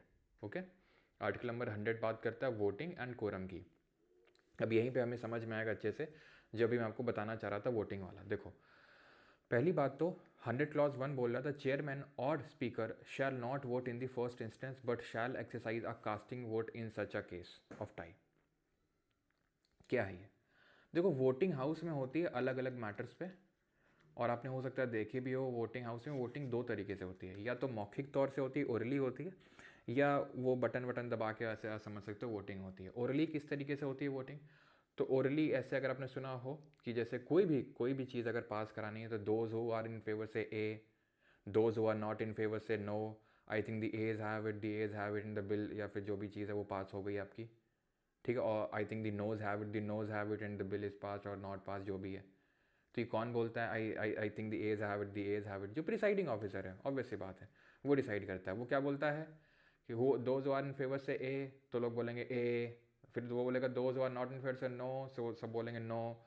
तो उसको लगेगा ए, ज़्यादा लोगों ने ए बोला है तो बोलेगा I think the ayes have it, the ayes have it and this thing is passed. या फिर उसको लगेगा नो, ज़्यादा लोगों ने बोला तो the noes have it, the noes have it and the will is passed. ठीक है, तो एज और नोज करके वोटिंग हो जाती है। लेकिन अगर उसमें से किसी ने बोल दिया नहीं नहीं हमें तो नहीं लग रहा है एज हैव इट, हमें तो लग रहा है द नोज हैव इट, तो फिर यहाँ पर वोटिंग इस तरीके से होती है कि भाई वो लिख के वोटिंग ऐसे समझ लो कि फिर वो गिनती विनती होती है प्रॉपर तरीके से। खैर, तो ये जो लोग हैं ना, ये क्या करते हैं? ये वोट करते हैं, ये सब लोग वोट करते हैं, ये नहीं करता है वोट। इसको बोलते हैं voting at first instance, voting at first instance. ठीक, मान लो कि वोटिंग हुई गिनती वाली, ये मौखिक वाली नहीं। मौखिक में तो निर्णय यही दे देता है कि I think the ayes have it, the noes have it. लेकिन अगर मान लो हुई और 50-50 हो गया, 50 लोग ए बोल रहे हैं, 50 लोग नो बोल रहे हैं, उस केस में अब हो तो हो क्या, तो इसके पास ये पावर है कि तुम एक वोट डाल के डिसाइड कर लो कि इसके पक्ष में जाएगा, इसके पक्ष में जाएगा। उसको बोलते हैं कास्टिंग वोट। उसको बोलते हैं casting vote, which is a deciding vote in case of equality of vote. यानी कि अगर वोट इक्वालिटी हो गई है, 50-50 हो गया है, तो एक कास्टिंग वोट डलता है, डिसाइड होता है मैटर कि भाई एज हैव इट और द नोज हैव इट, और उस केस में फिर वो होता है। ठीक, अब यहाँ पे जो अभी हम देख रहे थे chairman, deputy chairman, speaker, deputy speaker, इन लोगों के पास क्या वोटिंग एट फर्स्ट इंस्टेंस होगा? हाँ या ना बताइए? इन लोगों के पास क्या वोटिंग एट फर्स्ट इंस्टेंस होगा? हाँ या ना?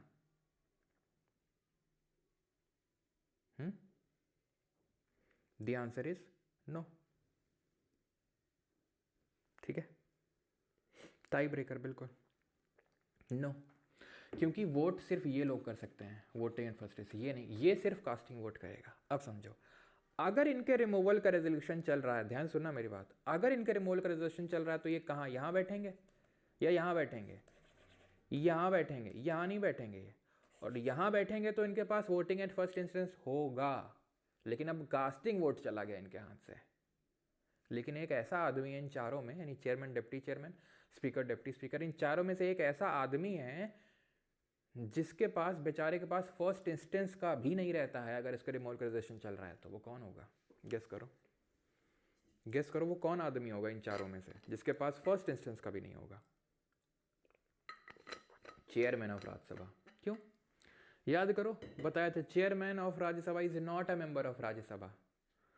Chairman of Rajya Sabha is not a member of Rajya Sabha, और बिना आप किसी हाउस का मेंबर हुए उस हाउस में वोट नहीं कर सकते हैं। हाँ, डिसाइडिंग वोट आपको दे दिया गया कि अगर इक्वालिटी अगर वोट हो जाए तो तुम डिसाइड कर लेना टाई ब्रेकर के तौर पे।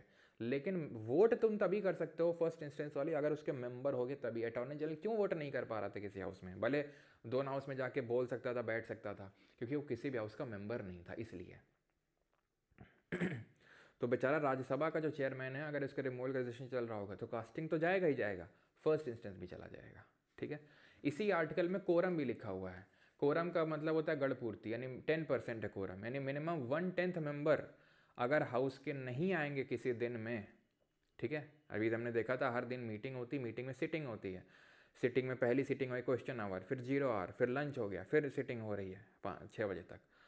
तो अगर किसी कभी लगा कि भाई 1/10 नहीं है, जैसे कि 550 550, अगर हम बात करेंगे 550 मैक्सिमम मेंबर हो सकते हैं लोकसभा में, तो अगर 55 लोग, इसका 1/10 कितना होगा 55, राज्यसभा में 25 हो जाएगा। तो अगर लोकसभा में 55 और राज्यसभा में 25 नहीं हुए तो क्या हो जाएगा, क्या हो जाएगा, जो प्रिसाइडिंग ऑफिसर है वो हाउस को एडजॉर्न कर देगा। क्या कर देगा, हाउस को एडजॉर्न कर देगा। ये पूरा हटा दूं मैं या ना हटाऊं, या यहाँ लिख दूं, ठीक है। हाउस को एडजॉर्न कर दिया जाएगा, स्थगित कर दिया जाएगा, ये जो एडजॉर्न यहाँ पे लिखा हुआ था, ठीक है, ये जो एडजॉर्न लिखा हुआ था।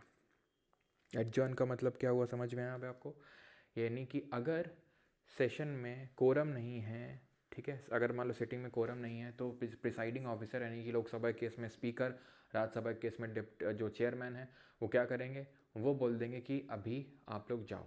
एडजॉर्न का मतलब है जाओ, कल मस्त नहा धो के आना, या लंच के बाद हम लोग मिलते हैं, अभी तो हमें समझ ना आ रहा कि कोई कोरम वगैरह भी है। जैसे होता नहीं था कि किसी दिन बरसात होती थी बहुत ज़्यादा, स्कूल में सिर्फ कुछ ही बच्चे पहुँचे, चलो भैया बोल देता था जो मन है वो करो, बस शोर मत मचाना, ऐसा बोल रहा था वो, है ना, बोलता था कि नहीं बोलता था। तो बस वैसा टाइप ही है कि चलो ठीक है कोई नहीं, बाद में मिलते हैं, ठीक है, शाम को या कल, इस तरीके से। साइनेड आई क्या होता है, ये भी प्रिसाइडिंग ऑफिसर ही करता है। साइनेड आई का मतलब ये होता है, ये एक तरीके का झंडा होता है जो राष्ट्रपति को दिखाता है प्रिसाइडिंग ऑफिसर कि इस सेशन का काम पूरा हो चुका है, अब आप हाउस को प्रोरोग कर सकते हो। जैसे फॉर एग्जांपल, जैसे शीतकालीन सत्र है, ठीक है, मान लो 19 नहीं 18 को इनका काम पूरा हो गया, तो स्पीकर जो प्रिसाइडिंग ऑफिसर होगा प्रेसिडेंट से बोलेगा काम खत्म हो गया, एडजर्नमेंट साइडेड आई। एडजर्नमेंट साइडेड आई का मतलब है घर जाओ, अब आने की ज़रूरत नहीं, अब अगले सेशन में आना, अब आने की ज़रूरत नहीं, अब अगले सेशन में आना। तो यानी वो बताएगा नहीं कि कब आना है, क्योंकि वो अपने आप निहित है इसमें, ठीक है, वो उसमें निहित है ये चीज़ कि भाई अगला जो सेशन है उसी में ही तो आएंगे अब, तो वो कोई डेट नहीं बतानी। एडजर्नमेंट साइडेड आई में कोई डेट ऑफ मीटिंग नहीं बताई जाती है, विदाउट फिक्सिंग अ डेट। इसमें बताई जाती है, लेकिन इसमें क्योंकि बताई नहीं जाती, क्योंकि अपने आप नहीं थे उसमें कि अगले सेशन में आना बेटा मस्त ना तो, यानी कि प्रेसिडेंट को साइन है कि आप इस अब सेशन को प्रोरोग कर दो। सेशन को प्रोरोग करने की पावर प्रेसिडेंट के पास होती है, समन करने की पावर प्रेसिडेंट के, डिसॉल्व प्रेसिडेंट हाउस को, लोकसभा को। लेकिन एडजर्नमेंट और एडजर्नमेंट सेनेट आई कौन कर रहा है, प्रिसाइडिंग ऑफिसर। कौन कर रहा है, पीठासीन अधिकारी कर रहा है, ठीक है। समझ में आई चीज़, तुम्हें पल्ले पड़ी कि ना चीज़, बस आखिरी ये देख लो, आखिरी 2 आर्टिकल्स हैं, उसके बाद छुट्टी फिर। एडजर्न करो क्लास, अच्छा बस तो नहीं करेंगे, ना ना ना ना, अभी तो मज़ा आएगा तुमको, तुम बोल रहे हो कि बस करो, आज 11-11 भूल गए, हाँ सर बस करिए फट। अच्छा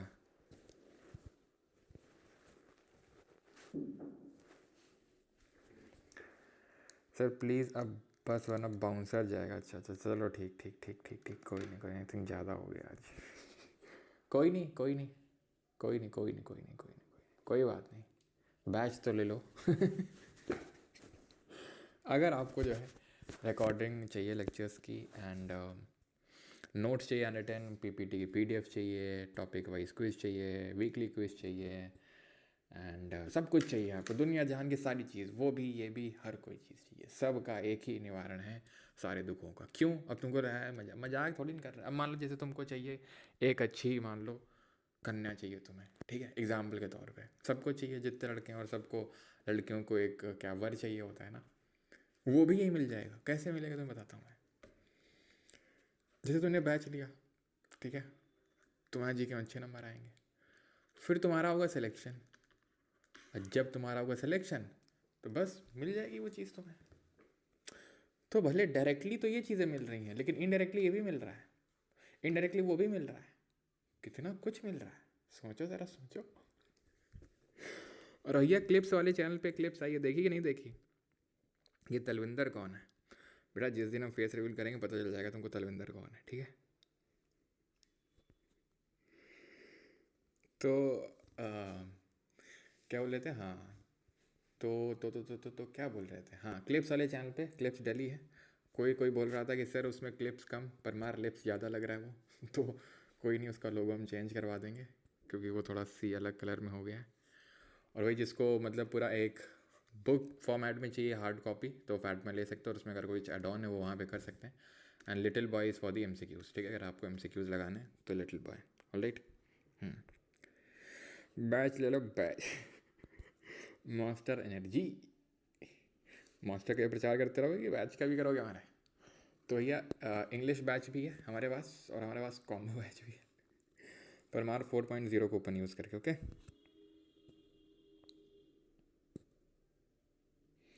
Jitendra, hello sir, this side Riya from JJ classes Delhi. Jain sir, maths offline educator, is planning to start PYQ series on YT, wants to discuss with you, resign from CGL score, okay okay Riya ji, Jitendra Jain, okay.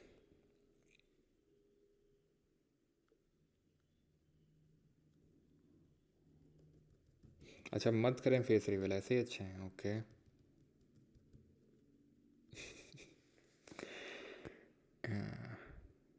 Sir इतनी बुलाओ आई तो फिर थी, लेकिन वापस भेज दिया।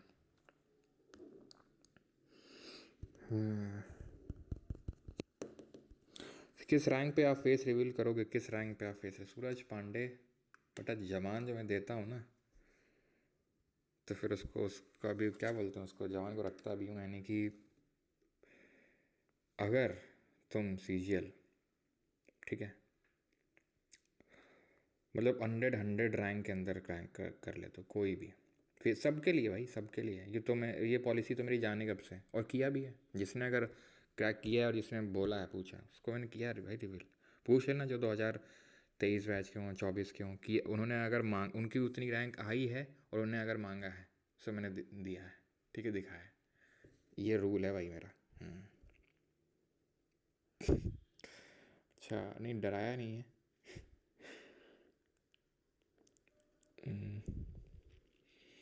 कल से ब्लैक स्लाइड्स, हाँ बोलिए। नहीं भाई, वोटिंग होगी, वोटिंग होगी।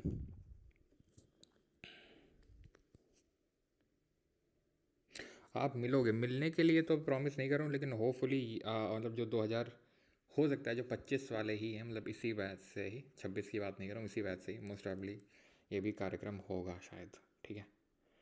सो मोस्ट प्रॉब्ली ये भी होगा। सर आपकी आवाज़ कहीं देखेला लगता है, अच्छा तुम्हारी शक्ल भी मुझे पीयूष कहीं सुने ला लगता है। आज क्वेश्चंस नहीं होंगे, क्वेश्चंस नहीं होंगे आज, बस इतना ही होगा आज।